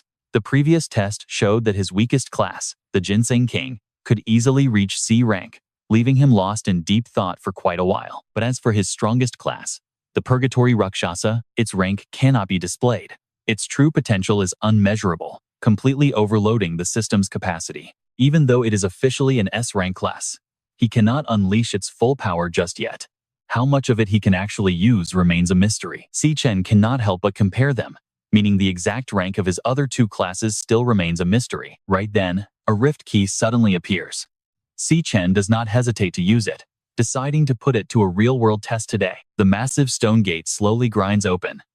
As he steps inside, he cannot help but wonder what awaits him within this magic tower. Thick purple energy swirls inside, blocking most of Chen's view. But just a moment later, he flies back out in a total panic, his eyes wide with pure disbelief. This barren land Chen has just entered is known as the Starfall Wasteland. Suddenly, An overwhelming force slams down on his body, forcing Chen to his knees as he struggles to stay upright. His face contorts, his eyebrows knitting together as he grinds his teeth. The gravity in this place is just too brutal. The gravity here is a massive 10 Gs. Chen has to strain every muscle just to support his own weight. The gate he just entered has vanished. It seems he has to defeat this floor's boss to open it again. In an environment like this, I can only use 30% of my real power.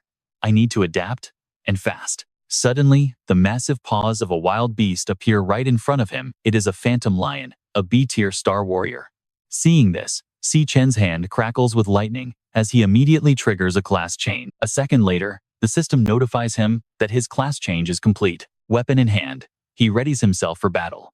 So, are you the opponent of this floor? Without warning, the phantom lion lunges straight at Chen with immense power, but he still manages to duck down smoothly, easily dodging the ferocious strike. Chen spins around quickly, unleashing his active skill. His lightning blade feels too heavy under this gravity.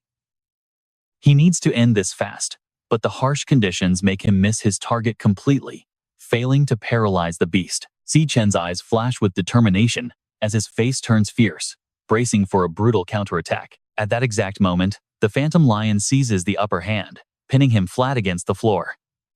This extreme gravity is severely ruining his speed and striking accuracy. He realizes. As Chen stares at the ferocious beast, he notes that his assassin class has lost its edge. Yet, this monster is totally unfazed.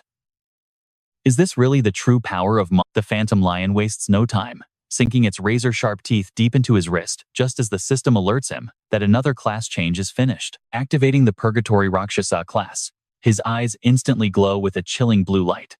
Gritting his teeth, he decides it is time to switch power sets. He immediately shifts into this much stronger mode. After all, every single class has its own unique core advantage. Close quarters combat demands a warrior class with massive boosts to both strength and stamina. The phantom lion is still biting down hard on Chen's wrist, but not for long. Channeling all his strength, he reverses the struggle, slamming the beast onto the ground instead. Watch this: a fist loaded with absolute, raw power instantly explodes forward. The extreme gravity stacks on top, boosting the kinetic impact of his descent to its absolute limit. Chen pours everything into this single strike, his face twisted with. In a high-gravity zone like this, the raw force of this punch is multiplied by 60 times. At this point, the phantom lion is completely broken and on the verge of death. Chen's strike is so powerful that the shockwave rips right through its flesh, shattering the stone floor. He snarls out, "You dare stand in my way." Just then, the system alerts him. Ding.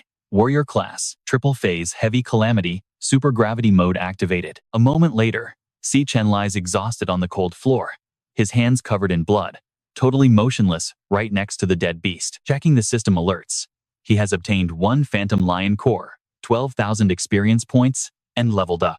Chen's eyes narrow slightly as he gasps heavily, trying to catch his breath. He recalls that each star on his card represents a major stat boost.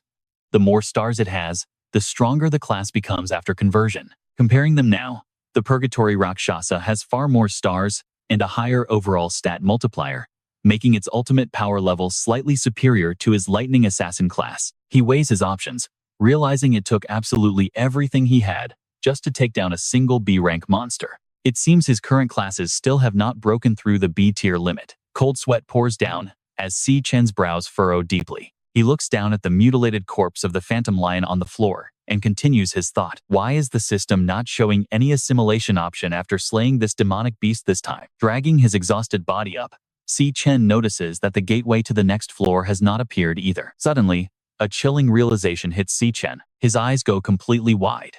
Right behind him, a rift to another dimension suddenly tears open, revealing countless glowing eyes staring back at him from the deep void. Oh no. Chen panics. Could it be that the real boss has not even shown up yet? He watches in horror as a whole pack of phantom lions leaps out. The beast he just fought with all his might was merely a common monster.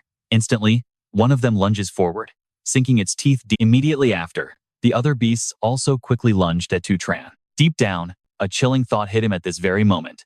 He finally understood the true meaning behind the Purgatory Rakshasa's words. Tran doesn't even try to fight back, letting the ink illusionist do whatever it wants. Once that door opens, only infinite agony and despair awaits you. Staring right at their sharp, menacing teeth, he realizes you simply have to endure it all. Instantly, Tu Tran's face contorts in absolute horror. He must conquer snapping back to reality. He sits up in a complete daze. He gasps heavily for air inside his quiet dorm room, completely consumed by fear. Instinctively, Tu Tran touches his neck, the shredded muscles, the torn flesh, and that excruciating pain from his eyes narrow as cold sweat pours down his face. If you want to get stronger, there are absolutely no shortcuts. This lonely and brutal path of purgatory has only just begun. On Friday, July 20th, 2157, inside the Grand Hall of Jia National Awakener Academy, the class of 2157 is gearing up for their graduation practical exam. Sitting among the elite judges is Gong Xuan, the power. Seeing this, some of the students start whispering, asking if anyone had heard the latest rumors. Word is that even the top brass from the Guild Alliance are coming to watch this exam live. Meanwhile, Tu Tran sits in the very back row with his eyes closed, finally realizing why they changed the rules. Slowly opening his eyes, he looks around the room as the whispers around him continue to echo. In previous years, there were never any rules about team size or ranks, but this time, each group must have at least 5 members, and at least one of them has to be high-tier E rank. Are they doing this just to make it more exciting? Well, who knows? On stage, Gong Xuan slowly adjusts his microphone to speak. Sitting high on the stage, he announces in an authoritative voice that everyone's rank information has been sent to their bracelets, so they should check them immediately and form their teams. Now watch this. You can feel the panic as everyone stares at the giant announcement board. Suddenly, one of the guys looks completely bewildered and calls out that something is wrong. Right next to Tu Tran's name, it reads low-tier E rank. Ma Long is completely stunned, unable to believe his eyes. He asks how Tu Tran could possibly be a low E rank, while a nearby girl whips her head around in shock. Didn't his previous test clearly show he was a C rank? Why is he suddenly at the very bottom? Another guy chimes in, claiming that the magic core must have actually been broken during his last test. He planned to team up with Tu Tran if he failed to join Gong Ting's squad, but now that he is just an E rank, someone else laughs. Now he is completely doomed, because absolutely nobody will want to team up with him. Another voice sneers over the loud chatter. With the graduation exam being so crucial, who would willingly carry a low-rank dead weight on their team? They mock how Tu Tran must regret rejecting Gong Ting's invitation. Meanwhile, Gong Ting just sits there in complete silence, his brow deeply furrowed. He glares at Gong Xuan sitting across the room, who simply smirks back with a highly mocking smile. He silently calls his nephew foolish, wondering when he'll finally learn how to use power and personal connections. With his hands folded, this scheming uncle is about to teach him a lesson. Watch how he cruelly strips his target's right to even compete. As the announcer urges everyone to hurry up and form their teams, the entire room immediately erupts into a chaotic scramble for strong allies. President Gong Ting. Dozens of desperate students, who don't know their place, beg him to let them join his squad, pleading for him to choose them. Others quickly try to sell themselves, desperately claiming that as third-year students, they definitely won't drag the team down. Healers promise they will be of massive help to the team, while one guy even begs to be his dog just to get recruited. Hearing this, one of his teammates snaps and warns them to back off. He tells them to shut up since they only have one slot left. Half an hour later, the 4 of them join hands to lock in their team. With most people finding their squads, cheers of encouragement echo as everyone prepares for the challenge. Meanwhile, Ma Long is falling into absolute despair, having asked around multiple times without finding a single person willing to join them.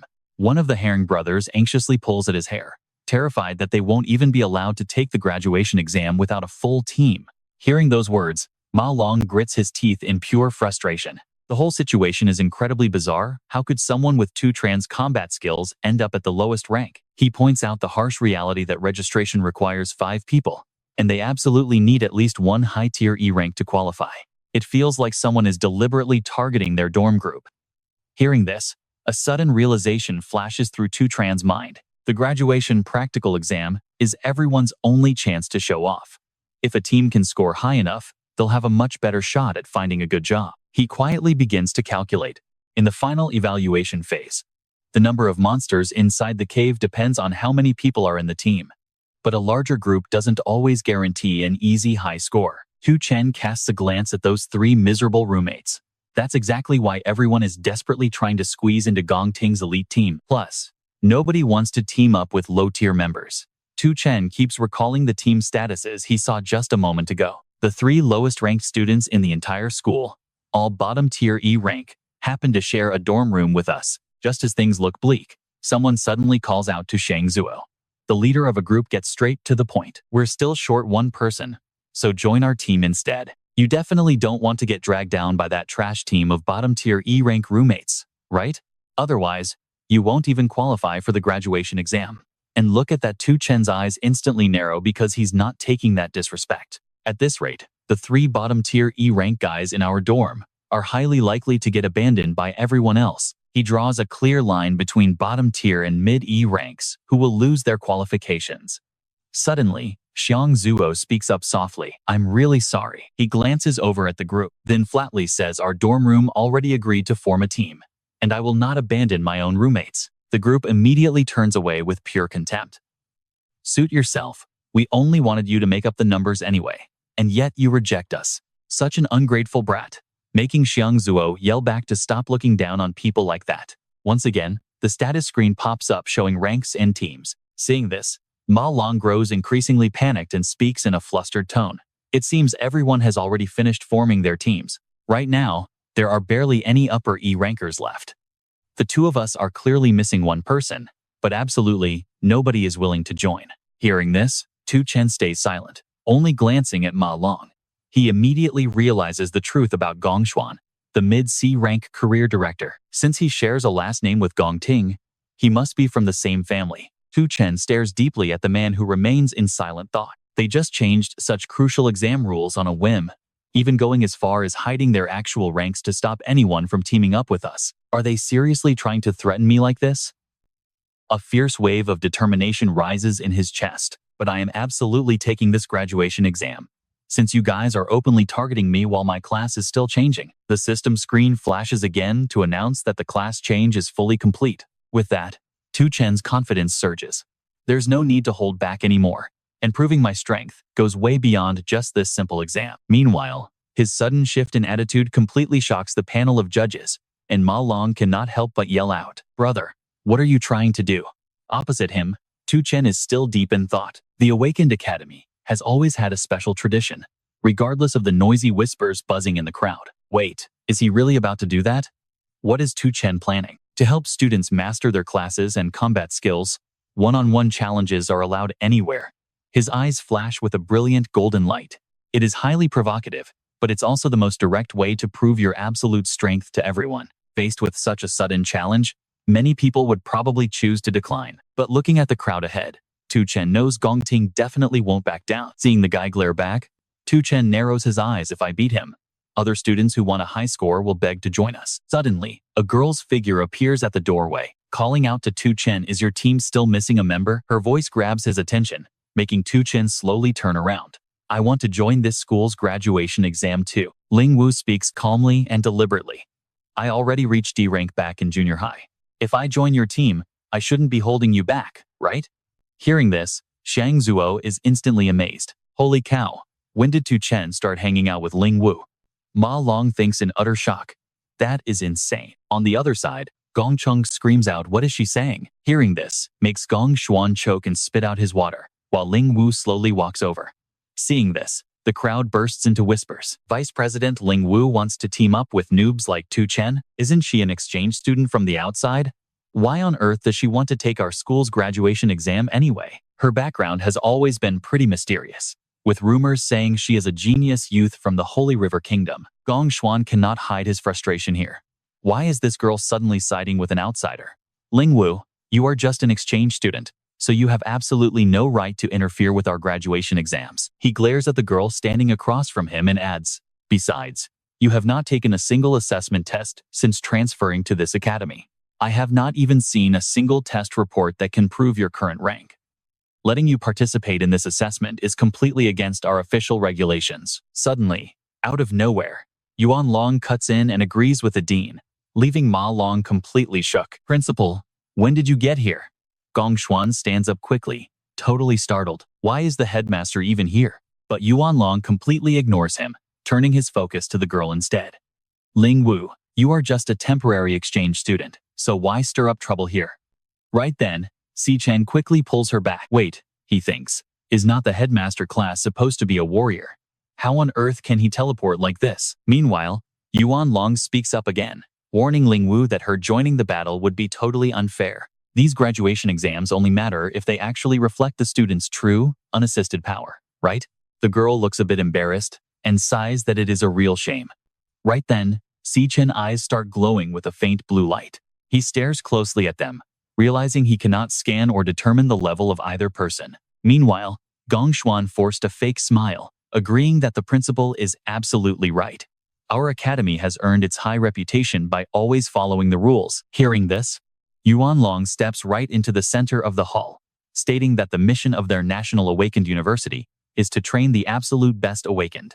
They must provide the... He points out that this graduation combat assessment is a grand tradition they have maintained for several decades. This very moment is one of the most crucial turning points in these students' lives. His thick eyebrows knit together in a deep frown. If a student misses this lifetime chance due to some petty rules, how could the school ever take responsibility for ruining their future? Gong Xuan immediately realizes the old man is taking a direct jab at him.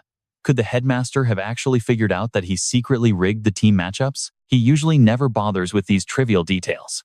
The dean glances over at the crowd, highly suspicious. Wait, are they seriously staging a whole show together just to protect our main character? This is getting crazy. Gong Xuan lowers his head slightly.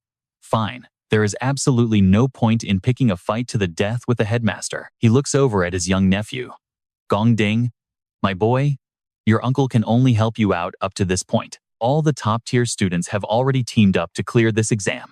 Only that brat Chen is left dragging 3 total losers into the fray. This should be an easy victory for you, right? With that, Gong Xuan stands up and bows respectfully. Headmaster, you are absolutely correct. Our administration was simply not careful enough with the current teaming rules, which unfortunately ended up leaving a few weak students completely stranded. Raising both his hands, he loudly announces to the hall that any team with fewer than 5 members, or even those without a single upper E-rank player, is now completely free to register. The gateway to this final practical exam will always remain wide open for every single student. Over in the corner, 4 hands stack together as they successfully lock in their team. Xiang Zuo cheers excitedly, yelling that they are finally cleared to join the exam. Ma Long immediately chimes in, suggesting that Chen should act as their official team captain. Cut to Yuan Long sitting back comfortably. He tells Ling Wu that her interest in Chen is actually far stronger than he originally expected. Ling Wu, he slowly assesses the board. On one side, we have the strongest team in school history, led by Gong Ding. On the other, Chen and his roommates who hold the absolute lowest scores in the entire academy. This really makes me curious about which dungeon they will pick and how many points they can actually score. Suddenly, an old examiner jumps to his feet in shock. Once the teams are locked, the captains can select their dungeon, but a file is instantly submitted, leaving the old man completely dumbfounded by how fast they acted. Someone already picked a dungeon? How could they be that fast? Seeing this, other students look completely bewildered. And just like that, Chen locks in their choice. Get ready, because the entire crowd is absolutely losing it. But the place they just chose is Ma Long and Shang. You are frantically trying to pull him back, screaming that he is out of his mind and needs to cancel it. Chen, my absolute savior, are you insane? One of them desperately asks if he even realizes what kind of nightmare he just selected. This graduation trial is their very first time entering a real dungeon as a team. Students are supposed to clear out mobs and defeat the area boss inside to secure their graduation credits. Different dungeon tiers offer varying levels of difficulty, along with completely different scores. So, if you pick an F-rank dungeon, the highest score you can get is 75. But theoretically, a king-class dungeon can net you 100 points. The team that scores the highest, every single member gets an offer from the Imperial Guild. The MVP of that team directly secures a management position at the Imperial Guild, along with a massive cash prize of 1 million. Watching the screens closely, the students point out that the school's all-time record is 90 points. That legendary score was set by a true genius graduate. Yeah, an E-rank dungeon is pretty brutal. You need at least 3 D-rank hunters to even stand a chance of clearing it. Looking over at him, they speculate. Wait, someone already submitted? So fast? A split second later, he jumps back in pure shock, screaming at the top of his lungs. Oh my god, it is Chen's team. His sudden choice immediately captures the attention of every single student. See that on the screen? He actually chose a D-rank dungeon. and now his team is forced to confirm. The guy stammers, turning around in absolute dread. No student has ever cleared a D rank before. Did that lunatic make a mistake and misclick? Ma Long grabs his arm tight, demanding answers. Si Chen, have you completely lost your mind? Do you even know what you just selected? Shang Zuo collapses to the ground, clutching his head in sheer panic. Crazy. This is pure insanity. Why am I teamed up with a lunatic like you?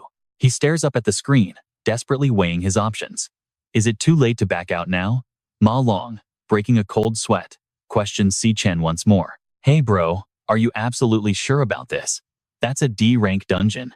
D rank means certain death, but Si Chen remains unshaken, calmly confirming he's thought it through.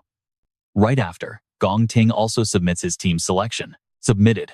The system lets out a clear chime, announcing that Gong Ting's entire team has locked in their final confirmation. The entire crowd instantly explodes in a wild frenzy. Holy crap, another D rank. Someone else actually picked a D rank dungeon. The spectators are absolutely thrilled for the exam this year. Is going to be a hell of a show. Tianxin turns around with a mocking smirk, a bunch of useless garbage trying to act tough, without even knowing their own pathetic limits. Si Chen's group stays completely unfazed, not even bothering to look their way. Yanjiong crosses his arms with a sneer, pointing out that since they're bound to finish last, they're just desperately seeking attention. But that is a D-rank dungeon. There's no way his teammates will actually agree to enter. Better jump ship while you still have the chance. Shishin chimes in with non-stop mockery, laughing that the team is disbanding right after forming. How tragic. Truly pathetic. On this side, Ma Long keeps his eyes glued to Si Chen, starting to view his friend in a completely different light. Si Chen's expression is incredibly firm and unshakable. When did this overwhelming, powerful presence of his start radiating from the inside out anyway? Throughout college, I was always the one shielding you. Ma Long's gaze grows deeper, filled with endless questions. Ultimately, he places his trust in him and decides, since we've stuck together for 4 years, I'll follow you to the very end. Xiang Yu also makes his choice. What's the difference between failing in a D rank or an E rank anyway? Might as well enter a D rank to broaden our horizons. Suddenly, Shang Zuo grits his teeth and calls out loudly. He runs over, utterly frustrated, and demanding to know how the clear dorm leader ended up being the dead last tag-along. Then Shang Zuo raises his hand high, choosing to stand with them. I'm risking it too. We're graduating soon anyway. Talk about ride or die friends. They actually agreed to his crazy plan and locked in their final confirmation. With the submission successful, Si Chen looks at his friends in stunned surprise. Feeling guilty, he apologetically confesses to them, sorry, I only picked this D-rank dungeon because I need to secure that MVP, and now I'm dragging everyone into this danger. He turns around with a bright smile, determined, then let's secure that highest score together. But suddenly, Gong Ting appears right behind them, declaring that the MVP is going to be his. Si Chen whips around, his eyes flashing with absolute, unwavering confidence. There can only be one strongest student in this school. Witnessing this, Ling Wu is deeply surprised. It's her very first time seeing Gong Ting look like that, making her anticipate their clash with sheer excitement. The intense rivalry between these two is finally out in the open. Yuan Long has to admit, youth is truly wonderful, completely unafraid of the unknown. Ling Wu shields her eyes and squints, noting that Si Chen's choice of a D rank is just reckless. Even if he's a C rank, carrying a whole team through a D rank dungeon solo is simply impossible. She carefully runs the numbers to reach her conclusion. Though D rank has a multiplier of 3, theoretically capping at 150 points, its difficulty is several times harder than E rank. For their team, this choice is completely He lets out a slight smirk in agreement. Indeed, the main exam is barely over half a month away. Yuan Long confidently asserts that making a massive leap in strength in such a tight window is practically impossible, yet he doesn't completely write them off. 10:45 p.m. Inside the tactical simulation room. Hopefully, Si Chen and his crew will show some decent progress by then. His team is still pushing themselves relentlessly, with only 17 days left. Looking absolutely exhausted, Ma Long can't help but ask, look here, Si Chen. Everyone else is out training their elemental powers or fighting simulated beasts in specialized rooms. Why are you constantly dragging us out to do this kind of training? To him, these exercises are a total waste of time. Throwing balls, dodging, relay races, and running? The graduation exam isn't a triathlon, so what is the point? But Si Chen remains completely steadfast in his own training methods. At this current stage, Practicing elemental powers or running battle simulations has absolutely no real meaning. In the end, it is all just theoretical stuff. Standing tall, he seriously emphasizes to them that once they enter an unfamiliar monster dungeon, facing beasts they have never seen before, with fear and uncertainty hitting like a flood, a bunch of textbook theories won't be what saves them. Chen firmly reminds them that their only real savior will be their raw survival instinct. He explains how these physical drills actually help them. The stamina, explosive power, and quick reflexes they are building right now are meant to sharpen their physical instincts. Closing his eyes, Chen breaks down the reality for them. The Academy's simulated training can only help them so much. The only thing that truly matters is entering a real dungeon for actual combat experience. Narrowing his eyes with a frown, he warns them that these real training dungeons are completely off-limits to ordinary folk. The ones with all the privileges are always those born elite. And the guy Chen is referring to is none other than Gong Ting. Chen seems to read his rival's personality like an open book. People like him will do whatever it takes to widen the gap in those dungeons, keeping themselves at the very top. Chen knows their kind all too well. He stresses the harsh truth about them from the day they are born. They already hold what others spend their entire lives chasing. Hearing this, Xiang Zuo gasps in sheer panic and asks, "So what about people like us who have absolutely nothing?" Chen responds firmly, "We earn the highest score to join the Imperial Guild and break through our class." He highlights how vital this exam is. This graduation test is their one and only shot at rising to the top. It means everything to Chen, and it is his absolute best chance at a better life. Keeping his word, he declares with complete confidence that he will risk his life to deliver on his promise. They will definitely win. Time flies by in a flash, and you won't believe how fast those 15 days disappear. Every single day, Chen trains tirelessly inside the Dream Demon Tower's barren Starfall region. But suddenly, he ends up getting severely injured. Taking a brutal hit, Chen coughs up a mouthful of fresh blood. As time ticks down to 10 days, he leads the team's sprint drills. Exhausted, Ma Long collapses onto the cold ground, completely out of breath. While Chen pushes through his intense solo training, Gong Ting is busy mastering his own sword skills. Meanwhile, Chen continues helping his squad build their physical endurance. 5 days left. Time is running thin, and Gong Ting has grown significantly stronger. With 3 days left, Chen rapidly levels up. 2 days. Another tier up. On the very last day, he is fully prepared for what is coming. Just 1 day left. Get ready, because the real battle is finally about to kick off. June 17th, the official day of the practical exam. A drone hovers over to introduce itself. "Welcome, examinees. I am your guide drone for this exam." Meanwhile, Chen carefully slips his combat gloves on. The drone speaks up again to instruct all candidates to double-check their bracelets and make sure their gear is properly equipped. Then, it loudly broadcasts the big announcement: "Attention. The graduation practical exam has officially begun." We cut to the massive campus of the National Awakened University, right outside the main administrative building. Yuan Long walks out with a friendly handshake, asking if it has been a while since they last met. Gong Lin smiles and replies warmly, "Indeed. Sorry to keep you waiting, Principal." Up above, the students look down, completely amazed. Is that really one of the founders of the Imperial Guild? He is so handsome. But then, their eyes shift to the white car. Who could be in that back seat?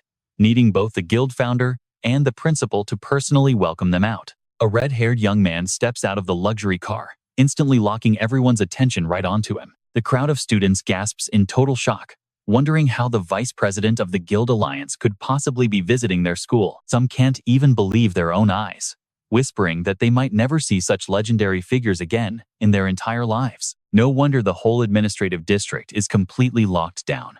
The Guild Alliance is literally the most powerful organization on Earth. If any of us get noticed by them, Yuan Long thinks, as he politely gestures forward. The live broadcast of the graduation practical exam is about to begin.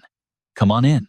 Right now, these students are all dreaming of striking it rich. No, even just getting noticed by the Guild Alliance would completely flip their lives upside down in an instant. Gong Xuan steps up to introduce the lineup, explaining that 184 graduates are competing, split into 28 different squads. He highlights every single rank and team in this exam. 23 teams chose F-rank dungeons, 3 went for E-rank, and 2 actually picked D-rank. Hearing this, Cried is absolutely stunned by their sheer boldness. Seriously, students choosing a D-rank dungeon. Worried, she immediately questions them to be absolutely sure. After all, Even professional guild teams consider D-rank zones to be pretty highly dangerous. Have you actually warned these kids about how dangerous these dungeons really are? Meanwhile, some guy in the back is casually offering snacks, like it is nothing. Gong Xuan just grins, radiating absolute confidence. Of course, we made it clear. But without real combat experience, most students are only at the lowest E rank anyway. Dealing with standard weak mobs in an F rank dungeon is barely manageable, as we see a student fighting one on screen. Gong Xuan carefully explains the exact difficulty level of these F rank zones. But facing a boss monster is a whole different story. A boss possesses far greater power than regular mobs of the same tier. Students have to push past their absolute limits just to defeat an F rank boss. Then, Gong Xuan pulls up another screen. But get this, E-rank dungeons are an entirely different beast altogether, as the announcer breaks down the terrifying reality. Inside an E-rank dungeon, every single basic monster is actually as strong as an F-rank boss. One student on screen is visibly shaking. Why are E-rank dungeons this brutal? This is completely beyond their expectations. Gong Xuan emphasizes this brutal gap. For the vast majority of students, conquering an E-rank dungeon is basically a straight-up impossible mission. Hearing this, Cried asks curiously if these kids end up in real danger. Do you have any safety measures? Gong Xuan smiles, quickly reassuring her. Secretary General, rest assured, our students are our absolute most precious assets. He continues to explain to help put her mind at ease. Imperial Guild armed guards are stationed right outside every single portal. If anything goes horribly wrong, they will step in immediately to rescue them. Gong Xuan confidently adds that their safety bracelets have a built-in teleportation feature. Right then, a student in the arena screams in terror, shouting that they quit the exam. He stresses this crucial rule. The very second a candidate calls it quits, they get teleported right out of the danger zone. On screen, students are collapsed on the ground, shaking uncontrollably from pure terror. Hearing this, Sig grows even more excited. Yet, knowing all these extreme risks, two student teams still chose the much tougher D-rank dungeons. It seems your academy is packed with real geniuses. Let's wait and see how they actually perform. Gong Xuan is just as hyped. Yeah, I also want to see exactly how many minutes these kids can actually survive in there. He chuckles to himself, totally expecting those arrogant brats to come running back out, crying in no time. Cut to the frozen wilderness. Ma Long suddenly halts, reading the prompt. High danger. D-rank dungeon. Cloud-capped forest. What kind of nightmare is this? A bizarre, creepy, monkey-like creature perched nearby scares him half to death. A ghost bat monkey. Man, that looks horrific. Chen immediately spots it and quickly warns the group. Those are ghost bat monkeys, pack hunters that strike from the skies.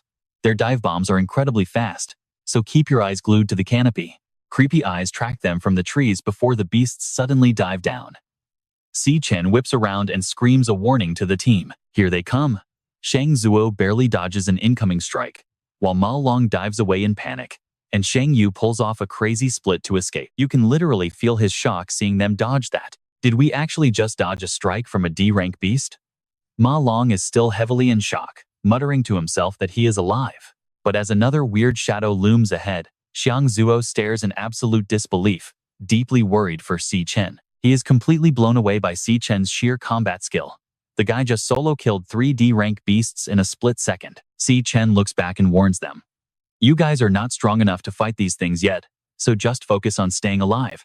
Then he calmly tells them that he will handle the rest of the horde. But just as the words leave Chen's mouth, Xiang Zuo suddenly screams out a warning to look out. In the next instant, a massive whirlwind blasts Chen back. Xiang Zuo looks up, suddenly realizing the truth. All that crazy training he made us do was for this. He never expected us to actually fight alongside him.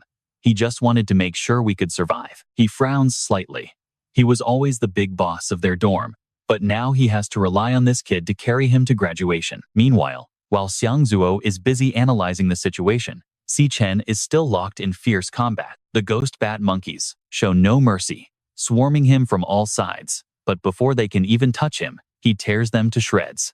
Shang Zuo watches the battle unfold right before his eyes, completely caught off guard. Before, when Ma Long said Chen was insanely strong, he didn't buy it, but seeing is believing. As he keeps watching, he realizes this guy is far too powerful to be a graduating student.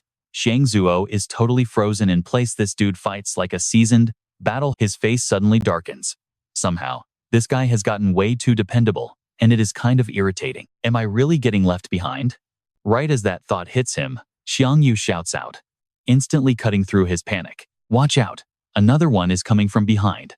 Fired up by the warning, he throws himself right into a counterattack, tightly grabbing the ghost bat ape by its leg. Holding it down, he yells out to move right, asking Ma Long if they are just going to be dead weight and rely solely on Sai Chen. Jiang Zuo quickly adds that this graduation exam does not just belong to Si Chen alone. Then, he lets out a wild roar, screaming that it is their graduation exam too. Hearing this, Xiang Yu finally gets it and agrees he is right.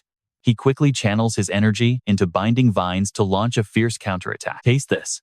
The ghost bat ape is instantly choked by the constriction, struggling desperately for a few seconds before violently tearing the vines apart. Realizing his magic is not enough to tame the beast, Xiang Yu pulls back immediately in shock. At that exact moment, Ma Long steps up, summoning his Frost Axe Buddha to pin it down. He yells urgently that he's slowed it down and calls for Xiang Yu to strike. Seizing the perfect opening, they gather their energy to attack, daring the monster to escape. Seeing their combined attack, they both shout out to Xiang Zuo to take his shot. Hearing the cue, he immediately unleashes a raging torrent of flame. Fueled by explosive firebombs, he charges directly at the ghost bat ape, screaming to eat this. The moment the flames slam into the beast, a deafening shriek echoes through the air. Yet, the monster is completely unharmed, roaring back with even more fury. Xiang Zuo cannot hide his shock, muttering that the damn thing is way too tough. His firebombs keep raining down on the beast anyway, exploding one after another. Pushed to his absolute limit, Xiang Yu gasps that he cannot hold it much longer, while Ma Long is also shaking violently, running entirely on empty. Hearing them struggle, Xiang Zuo decides to bet everything on one final move. Look at his face. He is totally ready to die trying. This is my all-out strike, he yells, gathering all his explosive firebombs into a single, massive detonation. A moment later, the drone voice rings out, congratulating them for defeating the ghost bat ape. Exhausted, all three collapse to the ground, gasping for air. They actually did it. Against all odds, they brought down a D-rank beast while Si Chen watches from above. Zhang Zuo sits up, grinning as he pants for breath. A piece of cake. Si Chen just smiles and tells them they did an absolutely great job. The drone announces that all mobs in this cave have been cleared, leaving Gong Xuan staring at the screen in absolute disbelief. How is this possible? They are just useless students with zero real combat experience. He just cannot bring himself to believe his eyes, watching them defeat a high-level D-rank beast. While Yuan Lung and Gong Lin stare at the screen in stunned silence, Ge finally speaks up, noting that he pauses for a moment, keeping his eyes locked onto Si Chen's face. Raising an eyebrow, Ji remarks that the kid looks remarkably like an old friend of his. With a soft chuckle, he says he will definitely remember the name Si Chen, causing Gong Lin's brow to twitch in clear annoyance. Gong Xuan also flinches, quickly turning around with a guilty look written all over his face. Sensing the heavy tension, he quickly tries to smooth things over by pointing at another screen, shouting that the other team in the B-rank cave has already reached the central zone. Sigd smoothly adjusts his glasses, showing flawless teamwork in their coordinated moves.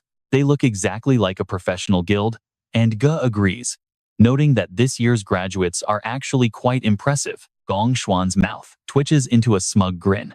The show is just starting, and trust me, the real drama is yet to come. Suddenly, an alarm blares out.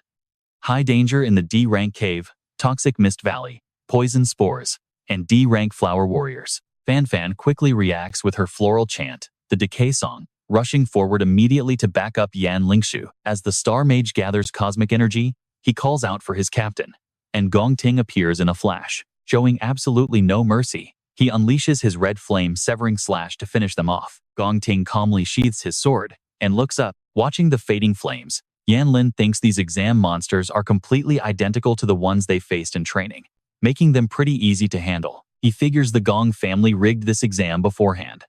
It just shows that as long as you choose the right backer, your path in life becomes incredibly smooth. Feeling confident, Yan Lin knows that if they keep this up, the champion spot is definitely theirs. His teammates mention they are off to fight the boss. Freezing winds blast across the area as Tu Chen struggles to open his eyes and scan his surroundings. Seeing the blinding white snow all around, Ma Long mutters in disbelief. They have actually made it to the peak of a B-rank dungeon. Their eyes then quickly lock onto the ice demon ape. A B-rank cloud warrior, he whimpers, terrified as he cowers behind. Is that the final boss? Xiangzuo is just as shocked, thinking one slap from that monster would probably kill him 10 times over. The moment the words leave his mouth, those glowing red eyes glare right at them. Ma Long completely loses his cool and screams that it is looking their way. The ice demon ape wastes no time and charges straight at them. Without a second of hesitation, Chen delivers a brutal kick. The monster is sent flying backward instantly.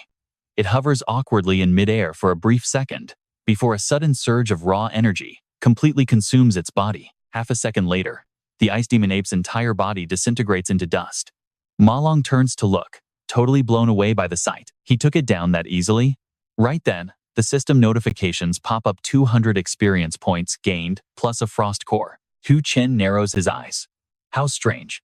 Clearing a D-rank dungeon boss only yields this tiny bit of experience, and the loot drop is absolutely trash. He's still processing this when Xiangzuo screams out in pure excitement. Holy crap, look at all these mana crystals. He waves them over, shouting for everyone to come take a look.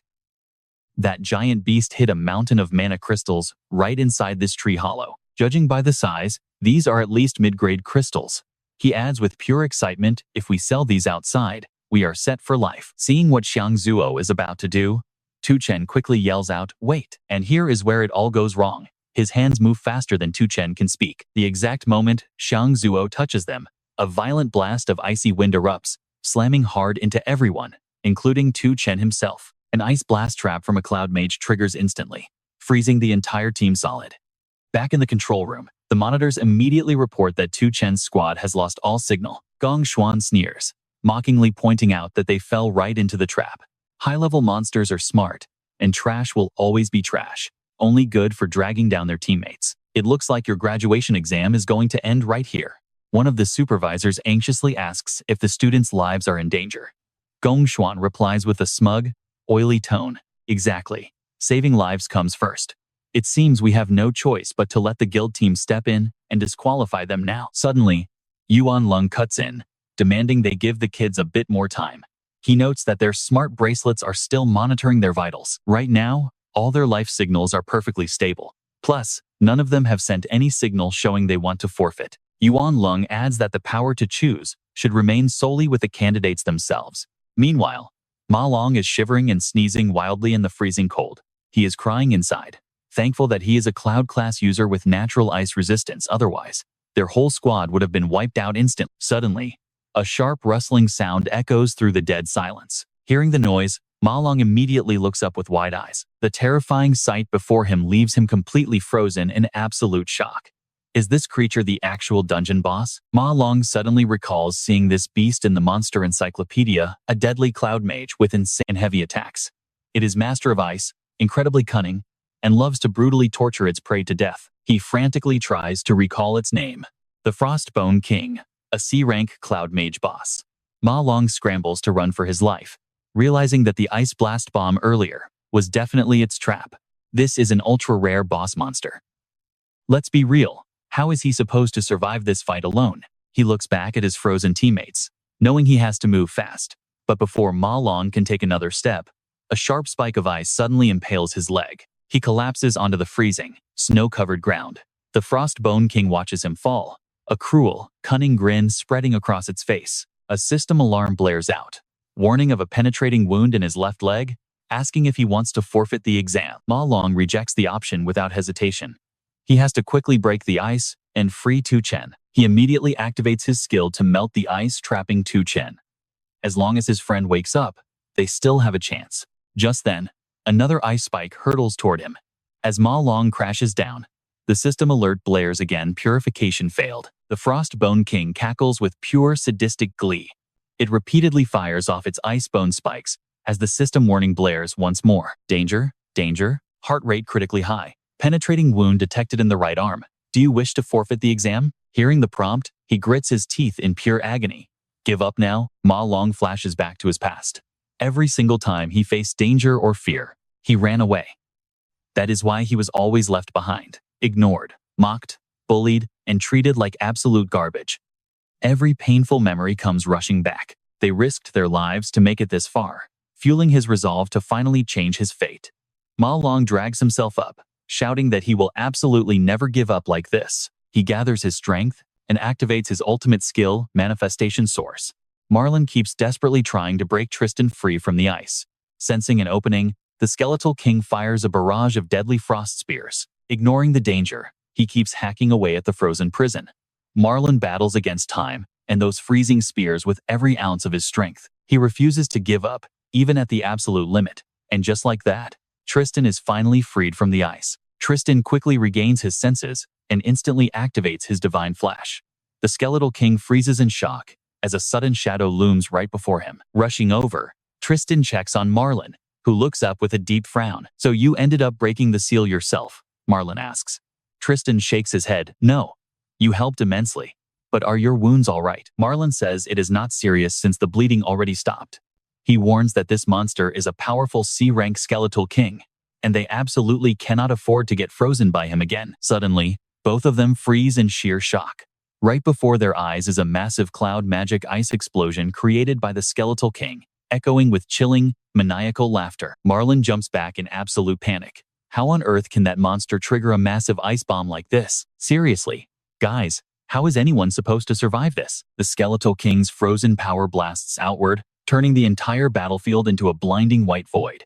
But as he cackles in triumph, he suddenly senses something terrifying and completely freezes up. His glowing eyes lock onto the source of a massive, surging energy. Tristan is now at level 16, transforming into the Morning Flame King. As a cloud warrior with a frostbone physique, he is completely immune to cold, gaining massive stat boosts in low temperatures. The Skeletal King's jaw literally drops at the sight.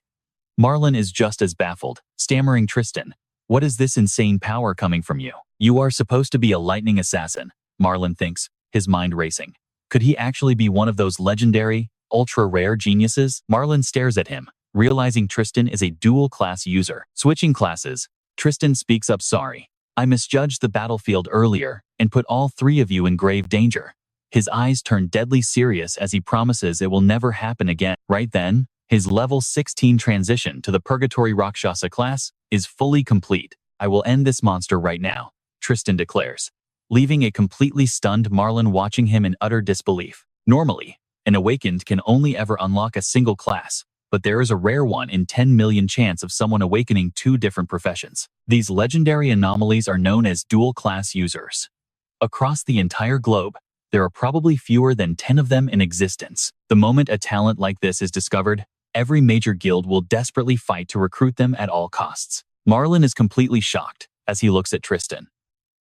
The pieces start coming together, and his memories of Tristan's powers begin flashing clearly in his mind. 1 class, 2 classes, and then, looking at the reality before him, 3 classes.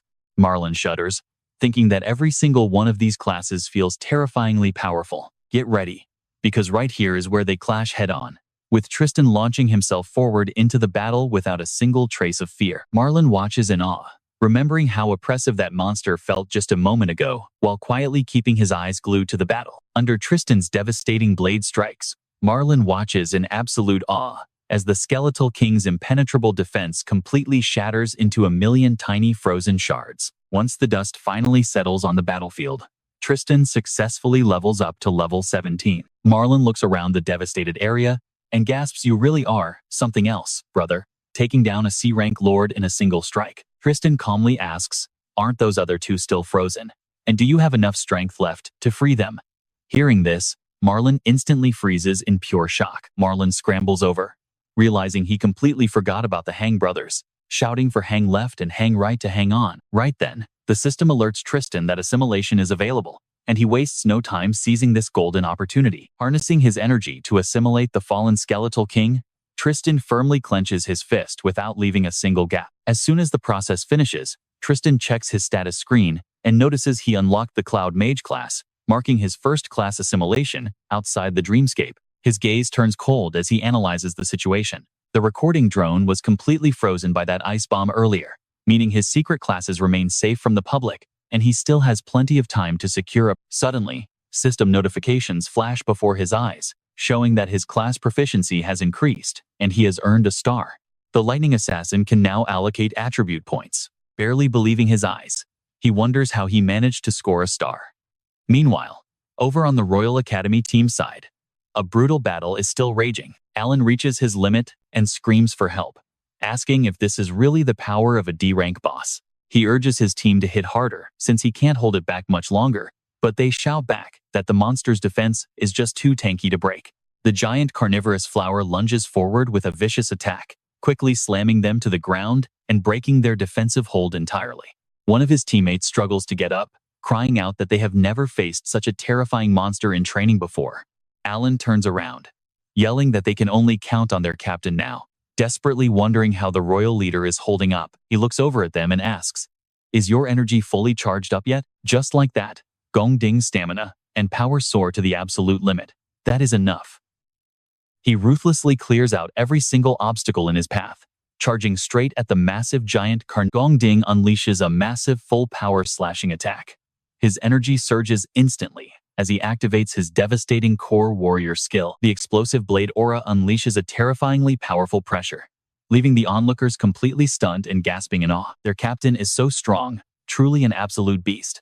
As they cheer, Drawn rushes over to make the official announcement. Congratulations to Gong Ding's team for successfully clearing the D-rank dungeon in a total time of 35 minutes. Yanlin excitedly brags that they conquered a D-rank dungeon in just over half an hour, a record no one will ever beat. He shouts that since they finished within 1 hour, and the D-rank dungeon has a triple multiplier, their final score is a perfect 150 points, completely smashing the school record. Let's head outside and check the scoreboard now. Gong Cheng smirks, noting that even for the lowest F-rank dungeon, ordinary squads need at least 1 whole hour to clear it. He laughs, mocking that anyone else leaving the dungeon at this point has to be a bunch of pathetic losers who gave up. Meanwhile, the other examinees in the waiting room are completely panicking. They scream for monsters not to kill them, only to be reminded that they already left. The trauma of that terrifying place still grips them tightly. Those monsters were just too horrifying. Right then, Gong Cheng spots Si Chen's team nearby, and a nasty, mocking sneer immediately spreads across his face. Gong Cheng mocks them, saying Si Chen's squad clearly chickened out and retreated early. He struts over and loudly asks if that is Si Chen, mockingly demanding to know why they failed to even finish the exam. Weren't you acting so tough before?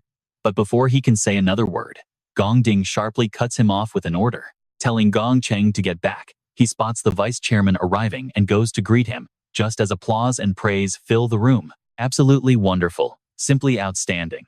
Carl smiles, noting that he truly witnessed an incredibly impressive performance today. With that said, they continue walking straight past them. Gong Cheng whispers that this is the most powerful man in the world, and he is coming directly to greet them. Gong Ding proudly reaches out his hand, but get ready for a hilarious reality check. Watch where Carl actually walks. Carl walks right past them, straight to Si Chen, warmly patting his shoulder with praise, completely amazed that they conquered the D-rank dungeon in just 21 minutes. Even a fully developed professional guild would struggle to match that, making this an absolutely legendary achievement. Hearing those shocking words, Gong Cheng freezes, utterly unable to believe his ears. Those 4 losers didn't just clear a D-rank dungeon, they did it in 21 minutes? Behind them, Si Chen's teammates smile back proudly. Hello, Vice Chairman. Si Chen remains calm, silently wondering why Carl Caven Vendis, the Vice Chairman of the World Guild Alliance, and the second most powerful man alive, is even here. Carl asks if he is Si Chen, stating his trip was highly worth it, before turning to add that Gong Ding also performed exceptionally well. Clearing a D-rank dungeon at such a young age proves guild leader Gong Lin is a great mentor, showing that genius truly runs in the family. Gong Lin quickly bows, thanking the vice chairman for his kind words, but right after, Gong Lin casts a sharp, disappointed glare at Gong Ding. Carl smiles, mentioning it is late and time to head back. Whispers erupt around the room, with people teasing the headmaster about how the lucky old man just hit the absolute jackpot. These are 2 absolute geniuses rarely seen in 1,000 years. Gong Xuan clears his throat awkwardly to announce the official exam results, stating that because both teams managed to secure a perfect score, he is officially declaring a tie for first place. Every single member of both teams is now fully qualified to join the prestigious Imperial Guild. Ma Long eagerly hugs Si Chen, crying out that they actually made it into the legendary Imperial Guild. Gong Ding's squad is equally thrilled, knowing that right after graduation, their entire lives are set. In a massive leap forward, Gong Xuan adds that both captains, Gong Ding and Si Chen, will receive key management positions and split the MVP reward of 1 million coins. But look at their faces, they both instantly frown. Si Chen quickly calculates, realizing 500,000 won't cut it. He promised to repay 1 million in a month, so he must find a way to make up the difference fast. While Chen is deep in thought, Gong Ding speaks up, declaring that first place should belong to only one person. He glares at him with absolute determination, demanding a direct one-on-one duel to settle it. The moment those bold words leave Gong Ding's mouth, every single eye in the room locks onto him. Even the high-ranking officials are completely stunned by his sudden challenge, prompting Gong Xuan to quickly rush over and whisper, asking what on earth he is thinking. Since the exam is already over, the most logical outcome is a tie for first place. Besides, Chen probably wouldn't agree to continue. But before the man could finish, the boy cut him off. If I win, Chen raises an eyebrow and demands that the entire 1 million must belong to him, causing Gong Xuan to cough uncontrollably. Gong Ding says seriously, if you can beat me, then go ahead and take it all. A smirk plays on his lips. Pure excitement spreads across his face as the show continues. Chen steps up and asks, tell me, how do you want to do this? A moment later, inside a private VIP room, Qingji smiles and admits he only expected a first-place finish, not a record-breaking perfect score. He adds that with the news currently blowing up about him, his investment decision was definitely the right choice. You can forget about that 1 million. Let's call it my seed investment in your future. Seeing the silence, Qingji calls out to Chen. Looking up, he insists, I will absolutely pay back what I owe. Chen adds that he came here to discuss two important things. He says seriously, first, I need you to extend my debt deadline for 1 week. Because the graduation exam ended in a tie, I ended up receiving 500,000 less than originally expected. Chen explains that he will undergo a private makeup exam with the other winner in a wild dungeon outside of school next week. Wait, what did he just say? No wonder Qingji is stunned that 2 young students are entering a wild dungeon. His voice is incredibly tense. Without guild training, this is way too dangerous. Chen cuts him off. Do not worry. In 1 week I will win and claim the remaining 500,000. He adds that he will give him all the materials harvested from the dungeon as interest for the 1-week extension. Qingji pushes up his glasses, silently analyzing the situation. The boy has zero fear of entering a wild dungeon, focusing only on his debt and interest. This kid is truly something else. Putting down his glass, Chen mentions there is one more, far more important matter. As the words leave his mouth, Qingji is left completely frozen in pure shock. Chen's voice drops, blending seamlessly into the heavy silence. Upon hearing those shocking words, Qingji's pupils instantly shrink in absolute horror. The words continue to echo in the room. He can't take it anymore. The man suddenly stands up. On the afternoon of June 17th, at Thon Thuy High School in Changcheng County, Si-yoon stretches happily, finally done with her last exam. Checking her phone for notifications, she realizes that summer break is officially starting now. Suddenly, Si-yoon freezes as she remembers something important. Oh right.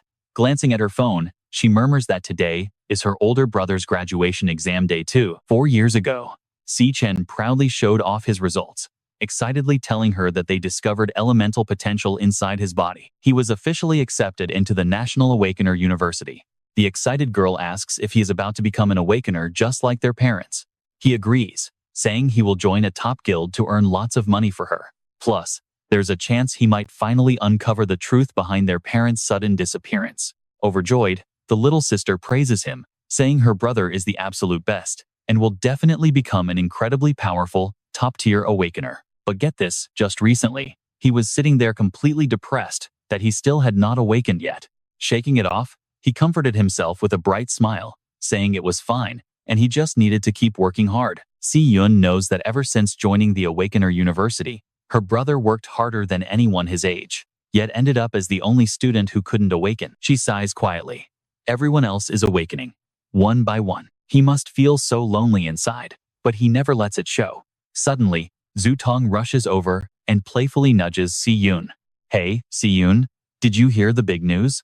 Zhu Tong excitedly explains that 2 graduating geniuses from the National Awakener University led their teams to perfect scores. Even the vice president of the Guild Alliance personally met them, praising their achievements all over the national news. This is making our whole Chongcheng County incredibly famous right now. She adds, oh right, doesn't your brother go to that school too? Just then, Duo Shin's voice suddenly echoes behind them, wishing Si-yoon a good afternoon. He boasts about booking a private room on the top floor of the luxury Zifeng building. He asks if she is free at 8 p.m., leaving Zhu Tong totally shocked. wondering since when Si-yoon knew the school heartthrob. Before anyone can react, Si-yoon suddenly runs off, leaving Ju-tong yelling out to ask why she is rushing away so fast. Tearfully, she thinks about how everyone else is getting perfect marks and making the news while her brother still hasn't awakened. Heartbroken, she rushes home to cook a massive, comforting meal for him. That night on June 17th, inside their small apartment, Si-yoon quickly whips up a massive, mouth-watering feast. Seeing the spread, Chen is absolutely blown away. Si-yoon, when did you even find the time to cook this massive feast? He gasps in surprise. Man, this Tsukijizaki hot pot smells absolutely incredible. Just then, the news anchor on the television speaks up. Next up is the evening news broadcast. This morning, the National Awakened University of Dongxing Kingdom successfully concluded its practical graduation exam. The reporter's voice continues to fill the room. The vice president of the Guild Alliance, Cavendish, was personally present to warmly interact with the students. Si-yoon secretly thinks to herself that her brother is definitely just acting calm. Failing the graduation exam is a massive shock to anyone, yet he is not showing even a single ounce of sadness. According to reports, the news anchor announces, this year's exam produced an extremely rare case of dual champions. She adds that 2 genius students personally led their teams to secure a perfect score. Vice President Cavendish highly praised this exam to the media, specifically naming and commending one of the 2 exceptional students who led their team to that perfect score. While she is lost in her thoughts, the anchor suddenly mentions the student, Chen. Wait, can you even imagine her shock right now? Si-yoon turns around, completely stunned as she repeats every single word. A perfect score, student Chen. Meanwhile, over on the other side, Gong Lin's cold voice slowly echoes. I set the stage up perfectly for you. Seeming to lose his self-control, he snarls. The audience was fully invited as well. Gong Lin frowns deeply. Yet you ended up completely messing up the show. He adds, you did not win. No, you actually lost to some absolute nobody. Gong Lin's voice drops to a chilling, low tone. From now on, you have no say in your own destiny. I have already arranged everything for the makeup exam next week. He warns him, if you cannot get it done, I will do it myself. Gong Lin firmly declares that no matter what dirty tricks it takes, first place must belong to our Gong family. Meanwhile, the news anchor is still speaking. Vice President Cavendish stated that Chen's performance was absolutely incredibly impressive, hoping that the Dongxing Kingdom will keep working hard to nurture even more outstanding talents. Si-yoon points directly at the television screen. Hey, that person named Chen they just mentioned on the news, is that really you? Still eating. He looks up and casually replies, yeah, why do you ask? The spoon she is holding suddenly drops clattering to the floor. Every single word hits Si-yoon like a sudden bolt of lightning, as she desperately tries to process the unbelievable information. My actual older brother in the graduation exam. Si-yoon's jaw drops. Not only did he lead his team to a perfect score, but he even got praised by the vice president himself. Still unable to process the news, she falls completely silent in utter disbelief. Si-yoon's eyes well up with tears. My silly big brother.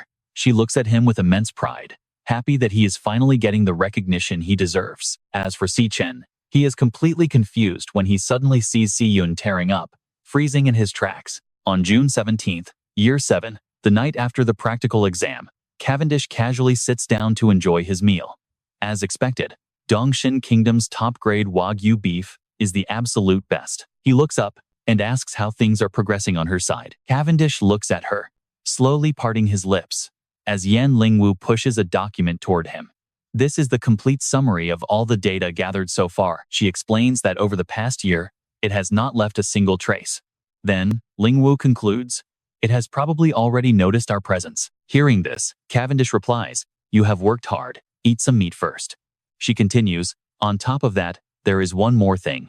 Lingwu reports seriously. Lately, I have also been keeping an eye on a very suspicious individual. Not too long ago, he actually got in touch with you. She describes his rapid power growth in such a short period of time.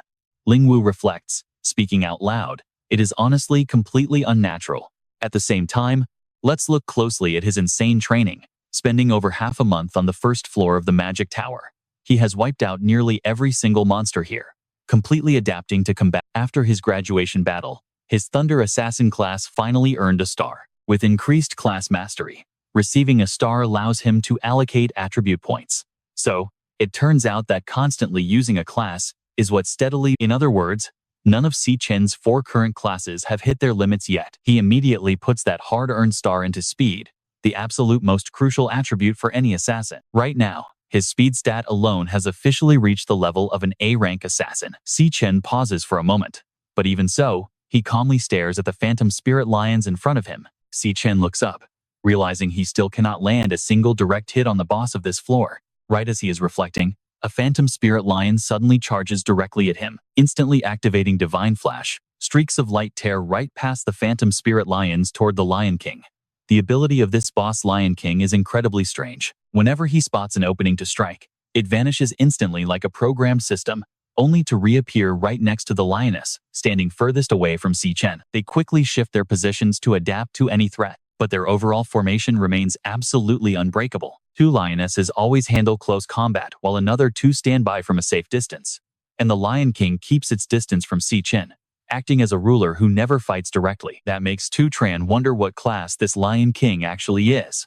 But while he is distracted, the Phantom Lion lunges in to attack. Tran swiftly blocks with lightning bolts, and with just one quick counter, he sends a wave of bone-shattering pain right through it. Right after that, the Phantom Lion vanishes into thin air, forcing Tran to frown in deep frustration. It is this trick again every time he tries to eliminate the lionesses. They instantly disappear and regroup beside their king. The second Tran pauses, another female lion immediately lunges forward to bait him into attacking. Tran starts unleashing even greater surges of power, refusing to back down as he presses his attack to the absolute limit. Yet, nothing changes. Not a thing. They hold a flawless formation, coordinating seamlessly to strike without hesitation before vanishing completely, only to teleport back to designated spots and continue their barrage. This same annoying pattern repeats for hours on end, dragging him into an exhausting, endless war of attrition. After fighting for a while, Tran is panting heavily. Staring at the Lion King, he realizes this beast is just playing with him. But wait, here is where he realizes something. Why is he even trying to match their insane speed? Tran instantly triggers a class change, causing his entire body to evolve. If you beasts refuse to fight head-on, Tran thinks, staring ahead with icy cold eyes, then why not use a mage class to tear you apart?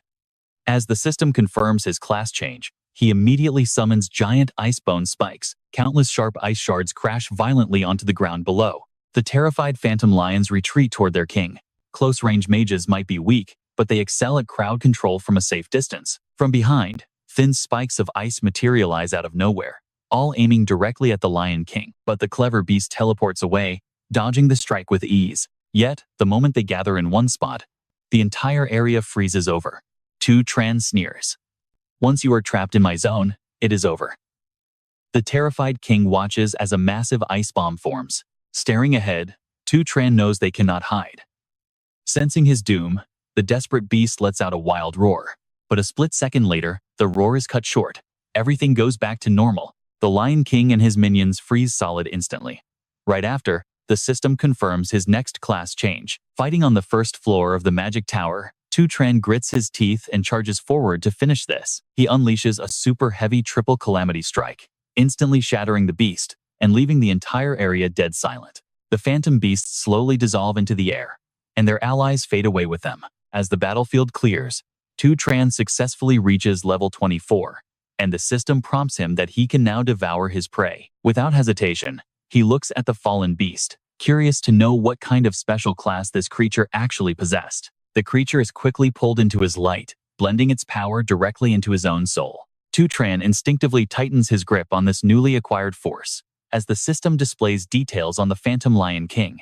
He reads through the description, a beast tamer class. This is actually his first time seeing one. Tran recalls the fight. No wonder it avoided head-on combat.